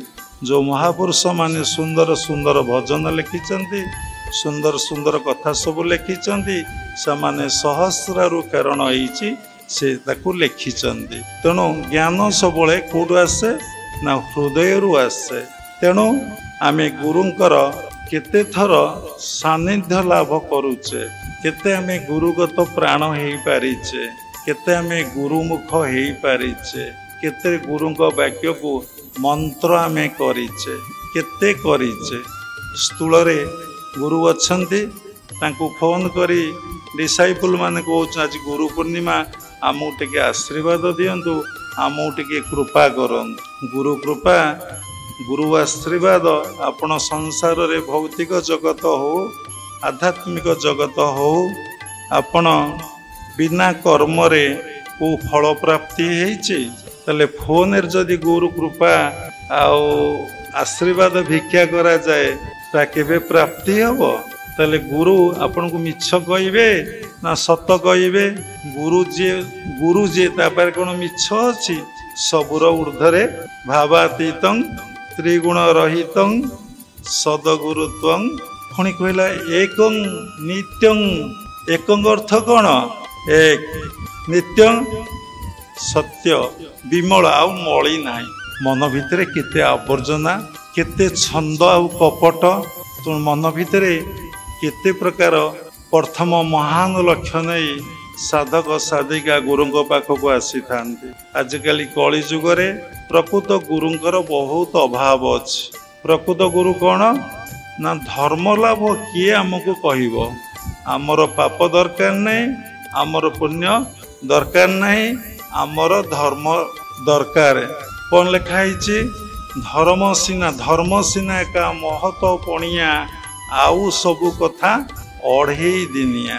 ଏଇଠି ରହିଗଲା କ'ଣ ନା ଭ୍ରାନ୍ତି। ଯେତେବେଳେ ଆପଣ ନିଜକୁ ଚିହ୍ନିବେ, ସରଳ ଭାଷାରେ ଆମେ କହୁ, ନିଜକୁ ଚିହ୍ନିବେ, ନିଜକୁ ଜାଣିବେ, ନିଜର ପରିଚୟ ପାଇବେ, ଆପଣ ଜାଣିବେ ଆପଣଙ୍କ ରିଅଲ ଆଡ୍ରେସ୍। ଏବେ ମୁଁ କହୁଛି ଆପଣ ଗୋଟେ କଥା, ବିବେକାନନ୍ଦ ପାଶ୍ଚାତ୍ୟ କଣ୍ଟ୍ରିରୁ ଆସି ସମସ୍ତେ ବିବେକାନନ୍ଦ କଥା କହିଲେ କ'ଣ କିଛି ତାପରେ ଏ କଥା ରେକର୍ଡିଂ ହେଉଛି ନା। ତେଣୁ ବିବେକାନନ୍ଦ ଆସି ପହଞ୍ଚିଲେ। ଅନିସନ୍ଦିସୁ ଜଣେ ଯୁବକ ଭଗବାନଙ୍କ ବିଷୟରେ ଅନିସନ୍ଦିସୁ, ଯେ ଭଗବାନ ବିଷୟରେ ଜାଣିବାକୁ ଜିଜ୍ଞାସୁ ଥିଲେ, ସେ ବିବେକାନନ୍ଦକୁ କହିଲେ ମୁଁ ଗୋଟେ କୋଶ୍ଚିନ୍ ପଚାରିବି। ବିବେକାନନ୍ଦ କହିଲେ କ'ଣ ନା ଈଶ୍ୱରଙ୍କର ଆଡ୍ରେସ୍ କ'ଣ, ଈଶ୍ୱରଙ୍କର ଠିକଣା କ'ଣ? ବିବେକାନନ୍ଦ କହିଲେ first you know your address, then you will get god address. ତେଣୁ ଅଚ୍ୟୁତାନନ୍ଦ ଲେଖିଲେ ରାମ ହରିରେ କାର୍ଯ୍ୟ ନାହିଁ, ମନକୁ ସ୍ଥିର କର ତୋହି। କବୀର କହିଲେ କୋଟିକରେ ଗୋଟିଏ ସନ୍ଥ, ମନକୁ ଯେ ବାନ୍ଧି ପାରେ। ଶିବାନନ୍ଦ ଲେଖିଲେ ମନ ଏହାର ରହସ୍ୟ ସଂଯମରେ। ସେ ବହି ଇଂଲିଶ ବହି ଆଭେଲେବୁଲ। प्रार्थना के लिए वन इंग्लिश स्क्रिप्चर आवश्यकता है। तेणु से कौन कहले कहले मन जीता तो जगत जीता। मन को जे जानी जाइछि जीति जाइछि से जगत को कौन है ना जीति जाइछि। आम मन केबे मूढ़ तो आम नहु, मूढ़ हेले के आश्रम को आसी न थांदे। क्षिप्त भी नुहे किंतु विक्षिप्त जाऊँगी आऊँगी जाऊ क्षिप्त माने आउ नहीं से तो बुलुची बुलुची एटी पिला लोक बस उठी जाऊँगी फोन धरुंच पुणी कथा होउचंदी पुणी चली आउचंदी पुणी बाथरूम चली जाऊँगी पुणी बाथरूम चली आसुचंदी। बाबा आक्षेप करी कहउचंदी बोले आपण भाबुते ना ना आपण निज मन को देखंतु। आपण मन आपण को कान मोड़े, आपण मन आपण को चटकणा मारे, आपण मन आपण को शासन करे। मन 10टा इंद्रियर काम करे। ए कथा किए कहिबे? आपण सब कथा कहउचंदी ए कथा सब जे गुरु कहिबे आउ केही ए कथा कहिबे नै। शास्त्र लेखा अछि आपण केबे पढ़ी की बुझी पारिबे नै। सारंगबा कहिले उपस्थापना करि पारले नै। मु आज बुझिली आज जानिली केवल गुरु कृपा द्वारा गुरु का आशीर्वाद द्वारा। आशीर्वाद कहिबे नै। जो माने कहती गुरुंकर आशीर्वाद से माने जानी ना आशीर्वाद कौन। आशीर्वाद मान टू ग्रांट टू सैंक्शन कृपा कर पाओ। आशीर्वाद माने आपणकर पुओटिए हम आशीर्वाद होगा आपण भारतर प्रधानमंत्री हेबे। आशीर्वाद होगा आपण जड़े उच्चकोटीर सन्यास हेबे। आशीर्वाद होगा आपण समाधिस्थ लाभ करिवे। आशीर्वाद होगा सेठी आउ किछि करियाकू पड़िबो नै, किछि आउ करियाकू पड़िबो नै। ताकू कहंती अहेतुक कृपा। बुझी पारले? भगवान आशीर्वाद करिवे। सेही बोली संथ जे निर्विकल्प समाधिस्थ अवस्था लाभ करिथेबे से ब्लेसिंग करि परिवे। कोठी जेतेबेले आपण से सहस्रारे रही जेतेबेले जहार मंगल चिंता करिवे तार मंगल है। जहार अमंगल चिंता करिवे ताहार कौन अमंगल हो। जे से स्तर को जाए से मंगल आ अमंगल ऊर्ध्वरे थाए। ता भितर मंगल कौन पशि पारिबो नहीं, अमंगल कौन पशि पारिबो नहीं। बहुत ऊर्ध्वरे ता भितर प्रवेश करि पारिबो नहीं। ता मन एभली शिखर रे पहुंची थाए। कौन ही थाए कहली मूढ़ क्षिप्त विक्षिप्त तापर आसब एकाग्र।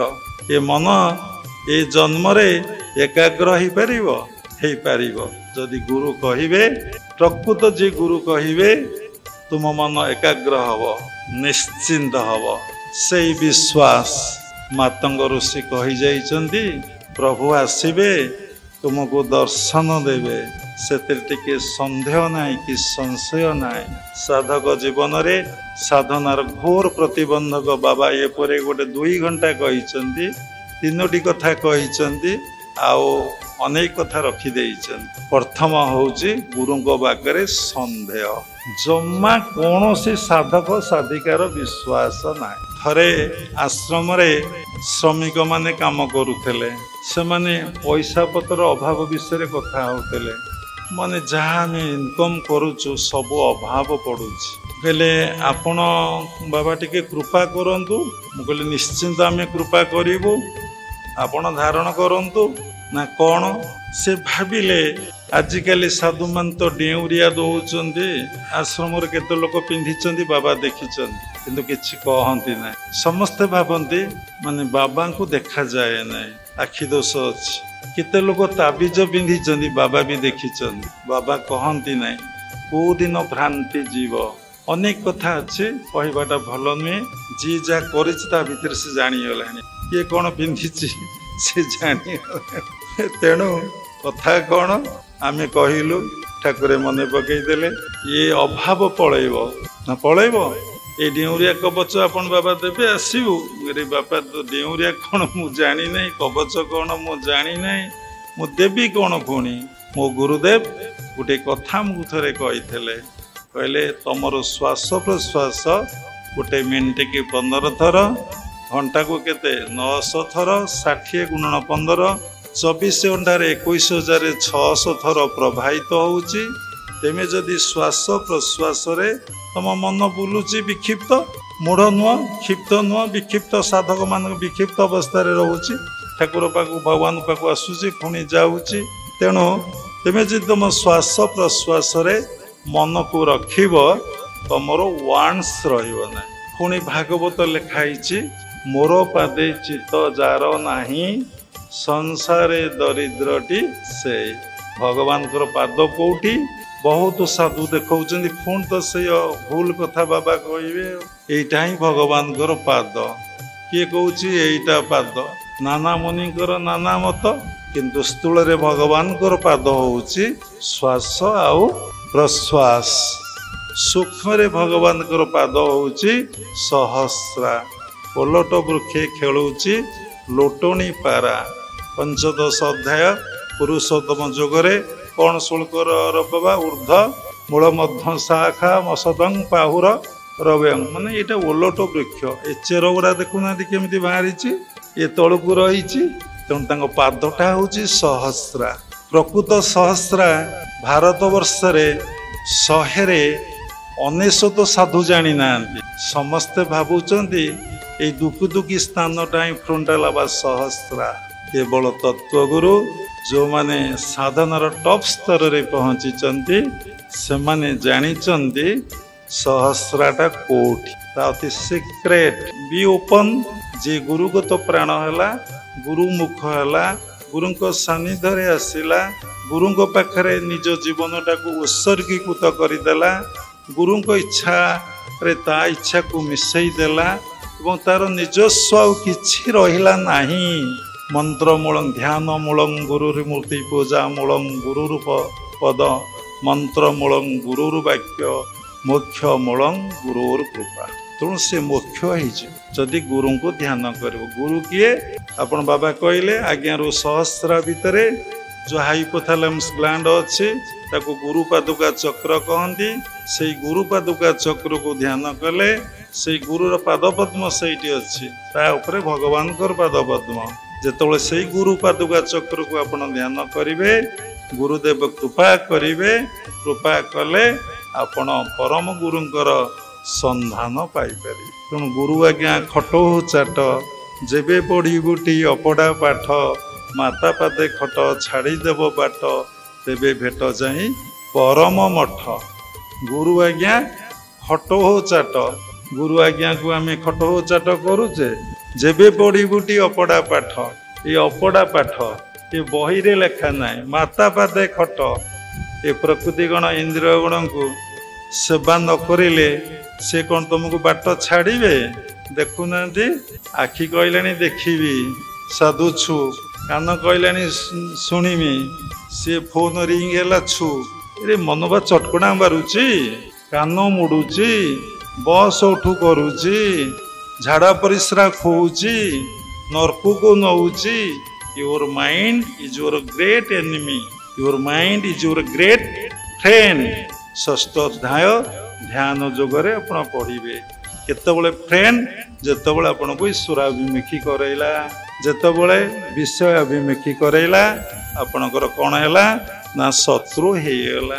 ତେଣୁ ଆମେ ପାଠ ପଢ଼ୁଛେ, ଗୁରୁଙ୍କ ପାଖରେ ପଢ଼ୁଛେ, ସେ ଗୁରୁ ବଚନ କଞ୍ଚି କରି ଘେନ, ସଧିରେ ବଳାଅ ମତିକି, ବଜ୍ର ହିଁ କବାଟ କେବେ ନୁହେଁ ଆଣ୍ଟ, କ୍ଷଣକେ ଯିବ ଫିଟିକି। ଶ୍ରୀଗୁରୁ ବଚନ, ଗୁରୁଙ୍କ ବଚନ କଞ୍ଚି। କେବେ ଗୁରୁଙ୍କ ବଚନ କଞ୍ଚି ବୋଲି ଆପଣ ଭାବିଛନ୍ତି? ସେ ଯେଉଁ କୋଲପ ପଡ଼ିଛି ତାକୁ ନେଇ ପୁରେଇଲେଣି ଚାବିକି। ଶ୍ରୀଗୁରୁ ବଚନ କଞ୍ଚି କରି ଘେନ, ସଧିରେ ବଳାଅ ମତିକି। ଗୁରୁ ଯେଉଁ କଞ୍ଚି ଦେଇଛନ୍ତି ସେ ଫୋପଡ଼ା ସଇଲାଣି, ତାକୁ ଘରକୁ ଆଣିଲେ କଳି ହବ ନା। ଯତ୍ ପଠିତଂ ତଦ୍ ଗୁରୁପଦେ ନିବେଦିତଂ। ଆଜି ଯାହା ଶିଖିଲେ ଗୁରୁ ପୂର୍ଣ୍ଣିମା ଉତ୍ସବରେ ତାକୁ ନେଇ ଘରକୁ ଯିବା ନାହିଁ, କଳି ଆରମ୍ଭ ହବ। ଘରେ ଆମେ ସମସ୍ତେ ଏକ ମନ ଏକ ପ୍ରାଣ ହେଇନାହୁଁ। ଲାହିଡ଼ି ବାବା କହୁଥିଲେ ସମସ୍ତେ ଘରର ଦୀକ୍ଷା ନିଅ। ଏଇ କଥା ବାବା ଜଣେ ଦୁଇ ଜଣକୁ ଡିସାଇପଲକୁ କହିଲେ ବୋଲି ପୁଣି କଥା ଭୁଲ ବାଟକୁ ଚାଲିଯାଉ। ସେମାନେ କମେଣ୍ଟ ମାଇଲେ ମୋତେ, ବାବା ଆମ ପିଲାମାନଙ୍କୁ କହୁଛନ୍ତି ଦୀକ୍ଷା ନେବାକୁ।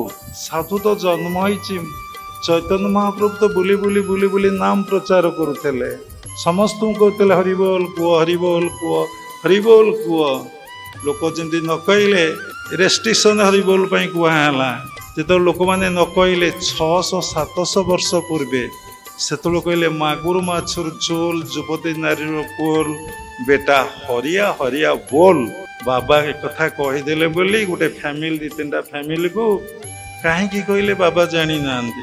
ଆମେ ପ୍ରଚାର ପ୍ରତିଷ୍ଠାର ବିମୁଖ ସନ୍ଥ, କି ପ୍ରଚାର ପ୍ରତିଷ୍ଠାର ଫରରେ ଯେଉଁମାନେ ମୋ ସଂସ୍ପର୍ଶରେ ଆସିଛନ୍ତି ଜାଣିଥିବେ। ଏବଂ ସେ କହିଲେ ଯାଇକି ବାହାରେ ମୋ ଛୁଆ ମାଛ ଖାଇବେ, ମାଂସ ଖାଇବେ, ଅଣ୍ଡା ଖାଇବେ। ସାଧୁ ଶିଖେଇକି ସେମାନଙ୍କୁ ଦୀକ୍ଷା ଦେବା କଥା କହୁଛି। ତାଙ୍କର ଆଜି ହେଲ୍ଥ ଖରାପ ହେଇଯିବ, ଆଜି କୋଲେଷ୍ଟ୍ରଲ କମିଯିବ, ଅସୁବିଧା ହେବ, ହିମୋଗ୍ଲୋବିନ୍ କମିଯିବ, ଅସୁବିଧା ହେବ। ଅଣ୍ଡା ନ ଖାଇଲେ ଏ ବ୍ରେନ୍ ପାୱାରଫୁଲ୍ ହେବ ନାହିଁ।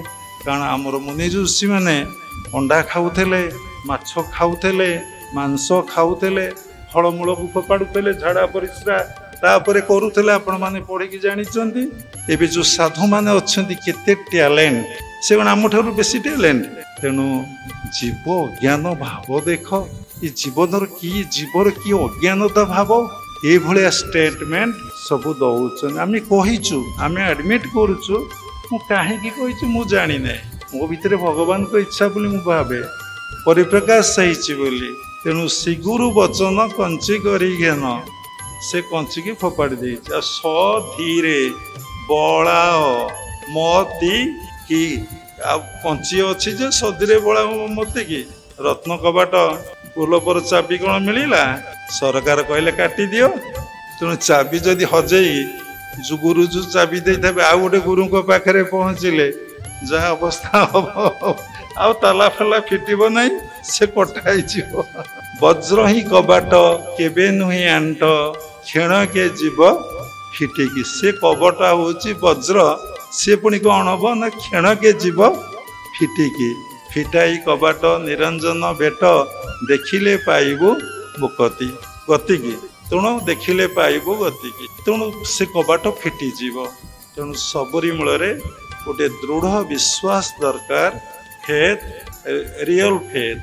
ଧର୍ମ ଜଗତରେ ବ୍ଲାଇଣ୍ଡ ଲଭ୍ ଦରକାର। ଈଶ୍ୱରକୁ କ'ଣ କିଏ ଦେଖିଛ? ଗୁରୁ କହିବେ ହଁ ଈଶ୍ୱର ଆପଣ ଭିତରେ ଅଛନ୍ତି। ଯେଉଁଦିନ ଆପଣ ନିଜର ପରିଚୟ ପାଇବେ, ନିଜ ସ୍ୱରୂପରେ ପ୍ରତିଷ୍ଠା ଲାଭ କରିବେ, ନିଜର ଆଡ୍ରେସ୍ ପାଇବେ, ସେଇଦିନ ଆପଣ କ'ଣ କରିବେ? ତ୍ରୁଟେ ଭାନ୍ତି ଭବ ସାଗରୁ ତରି ଯାଆନ୍ତି। କଥା ରହିଯାଇଛି। ବିବେକାନନ୍ଦ ପଚାରିଲେ, ପଚାରିକି କହିଲେ ତମ ଆଡ୍ରେସ୍, ୟୁର ଆଡ୍ରେସ୍। ସେ କହିଦେଲେ ଆପଣ ଆପଣଙ୍କ ଆଡ୍ରେସ୍ ଜାଣିନାହାନ୍ତି କି? ଏଇଟା ତ ଆପଣ ଘର ଆଡ୍ରେସ୍। ଏଇ ଆଡ୍ରେସ୍ ବି ବାପାର, ଏଇ ଆଡ୍ରେସ୍ ବି ମାନେ ତମ ସ୍ତ୍ରୀର, ଏଇ ଆଡ୍ରେସ୍ ବି ତମ ପୁଅର, ଏଇ ଆଡ୍ରେସ୍ ବି ତମ ଝିଅର, ଯିଏ ତ ଅନମ୍ୟାରେଡ୍ ଅଛି ଝିଅର। ତ ଏଇ ଆଡ୍ରେସ୍ ଘରେ ଯେତେ ମେମ୍ବର ଅଛନ୍ତି ସମସ୍ତଙ୍କର। ଆପଣଙ୍କ ଆଡ୍ରେସ୍ଟା କୋଉଟା ଗୋ? ଆପଣଙ୍କ ଆଡ୍ରେସ୍ଟା କୋଉଟା କୁହନ୍ତୁ? ଆପଣଙ୍କ ନାଁଟା ଏଇଆ ଶାରଦା ମହାପାତ୍ର, ଠିକ୍ ଅଛି। ଏଇଟା ଆପଣଙ୍କର ପ୍ରକୃତ ନାଁ? ବାପା କ'ଣ ଡାକିଲାଣି ସେ? ନା ତ ଗୋଟିଏ ଶାରଦା ଡାକିବା। ଝିଅ କ'ଣ ଡାକିଲାଣି ବାପା, ସ୍ତ୍ରୀ କ'ଣ ଡାକିଲାଣି ସ୍ୱାମୀ, ଶ୍ୱଶୁର କ'ଣ କହିଲେଣି ଜ୍ୱାଇଁ, ସିଏ କ'ଣ କହିଲାଣି ଦାଦା, ସିଏ କ'ଣ ହେଲାଣି କ'ଣ ଅଜା। ମୁଁ ତ ଜାଣିନି ବାପା, ସଂସାରରେ ଗୋଟେ ଲୋକର ଅଶେଷ ନାଁ ଅଛି। ତାହେଲେ କୋଉ ନାଁଟା ଆପଣଙ୍କର? ଆପଣଙ୍କ ବଡିକୁ ଆଇଡେଣ୍ଟିଫାଇ କରିଦେବା ପାଇଁ ଗୋଟେ ନାମକରଣ ଦିଆହେଇଛି। What is your real name? What is your real address? ତୁମେ ଜାଣ, ତୁମେ ଈଶ୍ୱରଙ୍କର ଆଡ୍ରେସ୍ ଜାଣିପାରିବ। ତୁମେ ନିଜର ଆଡ୍ରେସ୍ ଜାଣ, ନିଜକୁ ଚିହ୍ନ, ନିଜକୁ ଅନୁଭବ କର, ନିଜର ପରିଚୟ ପାଅ, ତୁମେ ତାଙ୍କୁ ଜାଣିପାରିବ, ଅଟୋମେଟିକ୍ ପାଇଯିବ ଆନ୍ସର।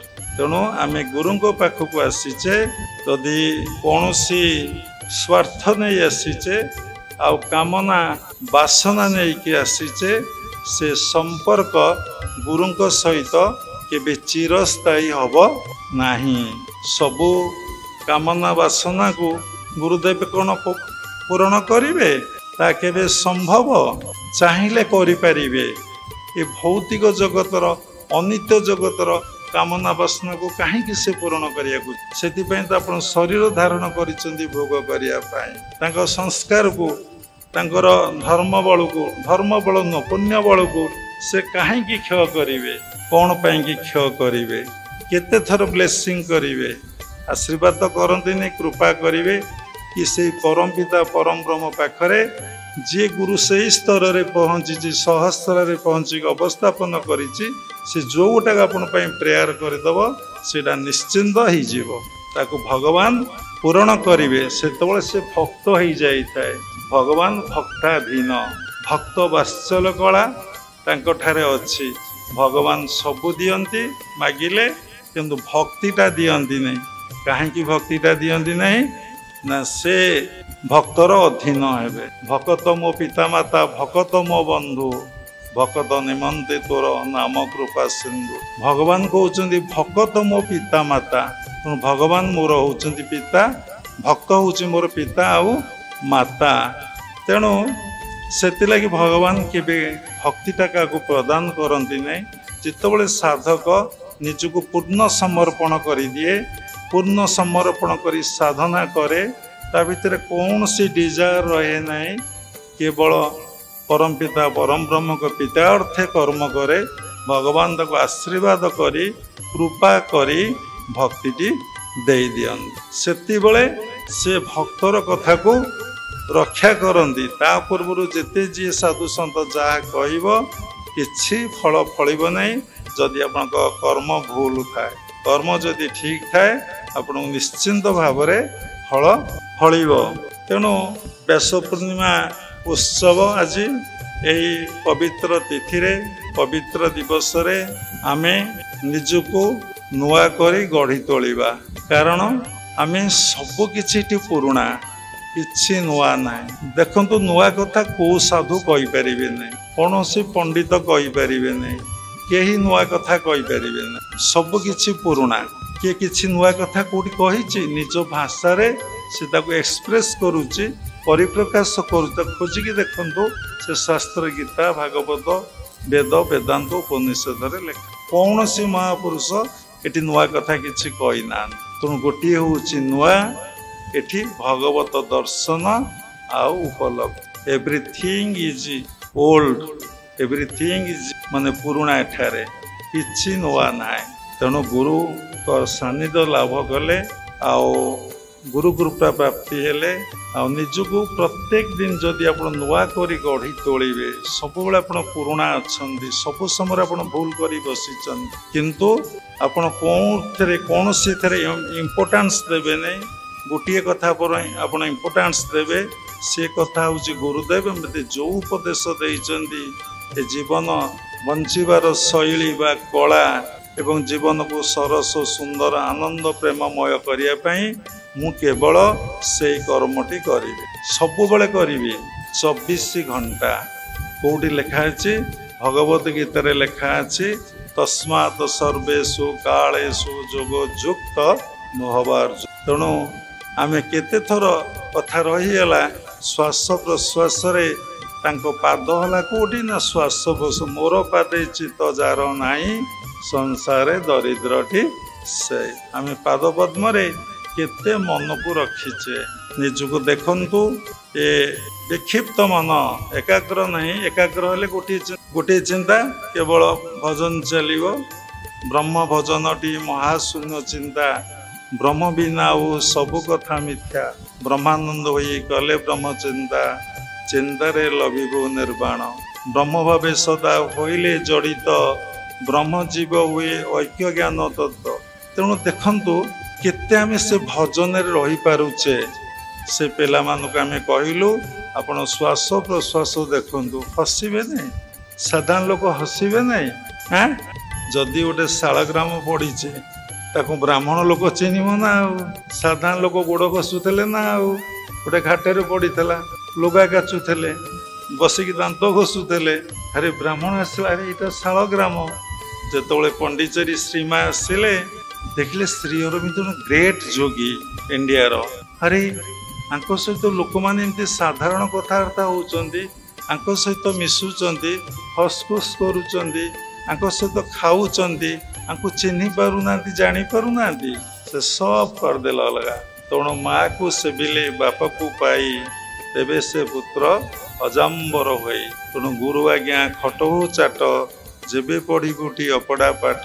ମାତା ପାଦେ ଖଟ ଛାଡ଼ିଦେବ ବାଟ, ତେବେ ଭେଟ ଯାଇ ପରମ ମଠ ଆପଣ ଏଠି ପହଞ୍ଚିବେ। ମାତା ପାଦେ ଖଟ, ମାତା ବୋଇଲେ ନେଚର, ପ୍ରକୃତି।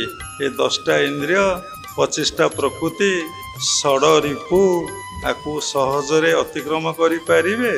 ସପ୍ତମ ଅଧ୍ୟାୟର କୋଉ ଶ୍ଲୋକ? 3 ନମ୍ବର ଶ୍ଲୋକ ଭଗବତ ଗୀତାରେ ଲେଖି ଦେଖିଲେ, ଦୈଭୀସା ଗୁଣମୟୀ ମମ ମାୟା ଦୂରତୟା ମାମେ ବଜେ ପ୍ରପଦନ୍ତେ ମୟା ମେତାଙ୍ଗ ତରନ୍ତି। ଏହାକୁ ବୁଝେଇଲେ ବହୁତ ସମୟ ଲାଗିବ। ମୋର କୃପା ନହେଲେ, ମୋର ଶରଣାପନ୍ନ ନହେଲେ ଏ ମାୟାକୁ କେହି କେବେ ଅତିକ୍ରମ କରି ପାରିନାହାନ୍ତି। ଯେତେ ଲୋକ ଆପଣ ସମସ୍ତେ କହୁଛନ୍ତି, ସମସ୍ତଙ୍କର ଭ୍ରାନ୍ତି ରହିଛି। କାହିଁକି ନା ଯୋଉ ଗୁରୁଙ୍କ ଠାରୁ ଦୀକ୍ଷା ନେଇଛେ ତାଙ୍କର ଭ୍ରାନ୍ତି ଯାଏ। ଆପଣମାନଙ୍କୁ କଷ୍ଟ ହେବ ଯେଉଁମାନେ ଗୁରୁଙ୍କ ଠାରୁ ଦୀକ୍ଷା ନେଇଥିବେ। ତତ୍ତ୍ୱ ଗୁରୁଙ୍କ ଠାରୁ କିନ୍ତୁ ଗୁରୁ ଚେଞ୍ଜ କରିହୁଏ। ଏତିକି କହି ବନ୍ଦ କରିବା, ଗୁରୁ ଚେଞ୍ଜ କରିହୁଏ। ଅବଧୂତ 24 ଗୁରୁ କରିଥିଲେ। ଗୋଟାଏ ଗୁରୁଙ୍କ ପାଖରେ ସରିଲେ ଆଉ ଗୋଟେ ଗୁରୁଙ୍କ ପାଖକୁ ଯିବାକୁ ପଡ଼େ। କିନ୍ତୁ ଯେଉଁ ଗୁରୁଙ୍କ ପାଖରେ ଗଲେ ସବୁ ଜିନିଷ ମିଳୁଛି, ଆଉ ଅଲଗା ଜାଗାକୁ ଯିବାର କିଛି ଆବଶ୍ୟକତା ଅଛି? ଯେତେବେଳେ ବ୍ୟକ୍ତି ତତ୍ତ୍ୱ ଗୁରୁ ଗ୍ରହଣ କରିଦିଏ, ନିଜର ଭ୍ରାନ୍ତି ପଳାଏ, ସେ ଆଉ କୌଣସି ଗୁରୁଙ୍କ ପାଖକୁ ଯିବାକୁ ଇଚ୍ଛା କରେ ନାହିଁ। ଯେପର୍ଯ୍ୟନ୍ତ ତାର ଭ୍ରାନ୍ତି ଯାଇନାହିଁ, ସେ ନିଶ୍ଚିନ୍ତ ଭାବରେ ଗୋଟେ ଗୁରୁଙ୍କ ପାଖରୁ ଆଉ ଗୋଟେ ଗୁରୁଙ୍କ ପାଖକୁ ଯିବ। ତେଣୁ ଯିଏ ତତ୍ତ୍ୱ ଗୁରୁ, ସେ କେବେ କୌଣସି ଦେବାଦେବୀ ମନ୍ତ୍ରରେ କାହାକୁ ଦୀକ୍ଷା ଦିଅନ୍ତି ନାହିଁ। ଦେବାଦେବୀ ମନ୍ତ୍ରରେ ଦୀକ୍ଷା ଦେବାଟା କ'ଣ ଭୁଲ? ନା, ଠିକ୍। ତା ଦ୍ୱାରା ପୁଣ୍ୟ ଅର୍ଜନ ହେବ। ତା ଦ୍ୱାରା ସାଧକ ଅନେକ ସିଦ୍ଧି ବିଭୂତିର ଅଧିକାରୀ ହେବ। ସାଧକ ଅନେକ ରୋଗମୁକ୍ତ ଅବସ୍ଥା ଲାଭ କରିବ। ସାଧକ ଟିକେ ଶାନ୍ତି ଆନନ୍ଦ ପାଇବ। କିନ୍ତୁ ପରମାତ୍ମା ପରମ ବ୍ରହ୍ମକୁ ଉପଲବ୍ଧି ଅନୁଭବ କରିପାରିବ ନାହିଁ, କାରଣ ମାର୍ଗଟା ସେୟା ନୁହେଁ। ତେଣୁ ଯିଏ ତତ୍ତ୍ୱ ଗୁରୁ, ଯାହାକୁ ଆମେ ସଦଗୁରୁ ବୋଲି କହନ୍ତି, ତତ୍ତ୍ୱଗୁରୁ କିନ୍ତୁ ଭାଗବତରେ ଲେଖା ଅଛି, ସେ ବ୍ରହ୍ମ ମନ୍ତ୍ର, ସେଟା ମନ୍ତ୍ର ନୁହେଁ, ସେଇଥିରେ ଦୀକ୍ଷାଟିଏ ଦିଅ। ଯାହା କୁହନ୍ତି ପ୍ରାଣର ମନ୍ତ୍ର। ପ୍ରାଣରେ ଯେଉଁ ସୋହଂ ଭଜନ ଚାଲିଛି, ସେଇଥିରେ ମନ ରଖିବାକୁ କୁହନ୍ତି। ଯେତେବେଳେ ସେଇ ପାଦ ପଦ୍ମରେ ମନ ରଖୁ ରଖୁ ଯେତେବେଳେ ପ୍ରକୃତ ପାଦ ପଦ୍ମ ପାଖରେ ପହଞ୍ଚିଗଲେ, ଆପଣଙ୍କର ଆଉ ୱାନ୍ସ ନାହିଁ, ଅଭାବ ନାହିଁ। ଆଜି ବ୍ୟାସ ପୂର୍ଣ୍ଣିମାରେ ଏତିକି କଥା ଶିଖନ୍ତୁ। ବେଶୀ ଶିଖିଲେ ଭୁଲିଯିବେ। ବେଶୀ ଲୋଡ଼ ହେଲେ, ଯେତିକି ୱେୟାର, ଯେତିକି ଭୋଲ୍ଟେଜ ଯିବା କଥା, ଅଧିକା ଭୋଲ୍ଟେଜ ଗଲେ ପୁଣି ଅସୁବିଧା। କାରଣ ଅଜାନାତି ହାଟକୁ ଯାଇଥିଲେ, ଆରେ ବୟସ ହେଲେ ଆଉ ଭୋକ ହୁଏ ନାହିଁ, ଶୋଷ ବି ଏତେ ହୁଏ ନାହିଁ, ସବୁ ବଡ଼ିର ଅର୍ଗାନ ୱିକ୍ ପଡ଼େ। ନାତି ତ କମ୍ ବୟସ ନା, ତାକୁ ଭୋକ ହେଉଛି, से स्पीडली चली मन जिते चंचल हम से डाइजेशन हम खाया इच्छा हम से ना अजा को कहूँ भोक है मु खाइबी अरे मत तो भोक होनी ते कौन भोक है एमती भितर अजा नाती हाटू घर को पलैले नाती भोकरे छटपट अजार किसी ना पानी ग्लास पीदेले चाह टे पीदेले रहीगला ये कथा कहबार सारांश मुझे मो सहित आपण को कंपेयर करी आप मो सहित कंपेयर करेंगे सब डिस्टर्बांस तेणु ए कहले आम एमती कहले राति पाइब आपण मैंने बसवे तापर तो देह खराब हो कहीं ना आपण से संस्कार नहीं कि आसी ना से बासना कामना आपण भितर ना सी आपन को सपोर्ट करिवो ना जी से संस्कार नहीं आसी अनेक राति अनेक वर्ष अनेक दिन से खरा कोहरी काकर बसी तपस्या करी ता संस्कार को डिपोजिट कर रखी तार किछि हबो नै तापई परम पिता परम ब्रह्म सहाय हेबे भक्त मो पिता माता भक्त मो बंधु ना मोर भक्त मोर मित से करे जगत पवित्र तेणु यही व्यास पूर्णिमा जमती मत्स्यगंधा गुरु सानिध्य संस्पर्श आसी जोजन गंधारे पद्मगंधारे परिणत हेले सारा दुनिया को बासिले सबुठी पूजा पाइले से जदि आम साधना करवा आम भितर जो मत्स्य गंध बोले कौन ना काम क्रोध लोभ मोह मद माश्चर्य भाव रही सब तो ये छटारू आसी ना मु मोर भाव रही पलई तेणु देखु सबु साधक पाखे गोटे शेष कथा कहबू ना अनेक विभूति थे लोक मैंने पहुँचन किए झाड़ीदब किए फुंकीदब किए घरे स्पिरिट पही बाहर करदब माटी तले सुना रूपा रही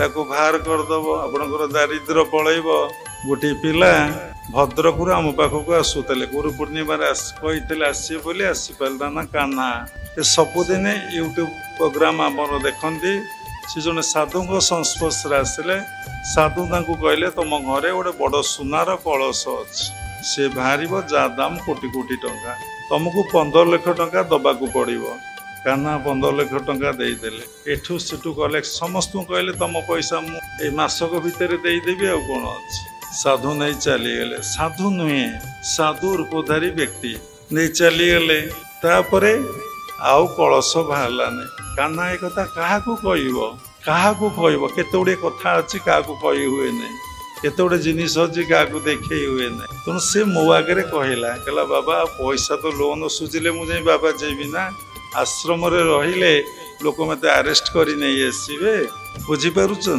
तेणु आम प्रकृत साधुक प्रकृत सन्थक परिचय पाइबा तांकर सानिध्य लाभ करवा आ प्रकृत आम सुना पछरे गोड़ेबा नहीं आम हीरा पछरे गोड़ेबा नहीं से जो स्पर्श मणिक पछरे आम गोड़ेबा जमती साधु जन कहले काठुरिया को आप शुणी टिके आगे जाओ टिके आगे जाओ टिके आगे जाओ टिके आगे जाओ टिके आगे जाओ टिके आगे जाओ कथा कहले बहुत समय लगे आपण को गोटे क्रिया जी शिखले से रहिले तेल आपण जो काठ बिक्री करुले टिके लुहा बिक्री कले से रे हीरा पाखु जापरे नहीं स्पर्शमणि आपण भितर जोटी अच्छी सेटिकी जीवन कारण आपण से कौन परितृप्त जितेबाला जन साधक भावे मुझे 2 घंटा ध्यान कली एटा मो सफिशिएंट जानवे तार पतन आरंभ हम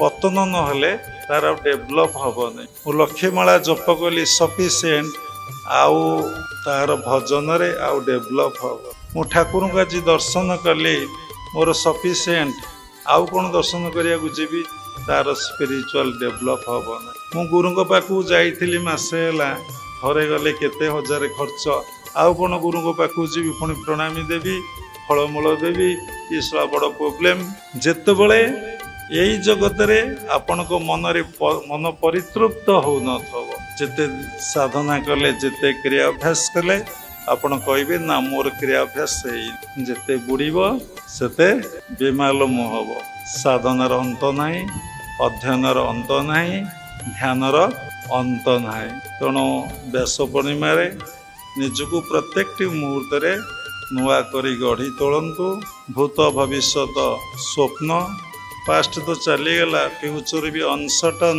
to live in present always वर्तमान रहिबा अर्थ गुरुदेव जो उपदेश देले जो कौशल प्रदान करिसंती जहाँ को पाइले आउ किछि हमें आवश्यक नहीं सही कौशल रे सबु बेले लगी रुहंतु बनत बनत बन जाए आओ विशेष किछि कहबा नहीं आज व्यासदेवंकर जन्म दिवस सकाळो कार्यक्रम आरंभ हो राति 11:30 होगलानी सबुदिने एमती मनरे जदि भाव रुहंता केते बड़ कथा केते आनंद केते प्रीति तेणु शेष आम व्यासदेव को प्रणाम करुचु क्रियायोग परंपरार समस्त गुरु मान को प्रणाम करुचु विश्वर प्रत्येक संप्रदायर गुरु मान को आम प्रणाम करुचु उपस्थित भागवत स्वरूपगण सबुरी भितर परमात्मा परम ब्रह्म को उपलब्धि करी प्रणाम करुचु हरि ओम तत्सत्।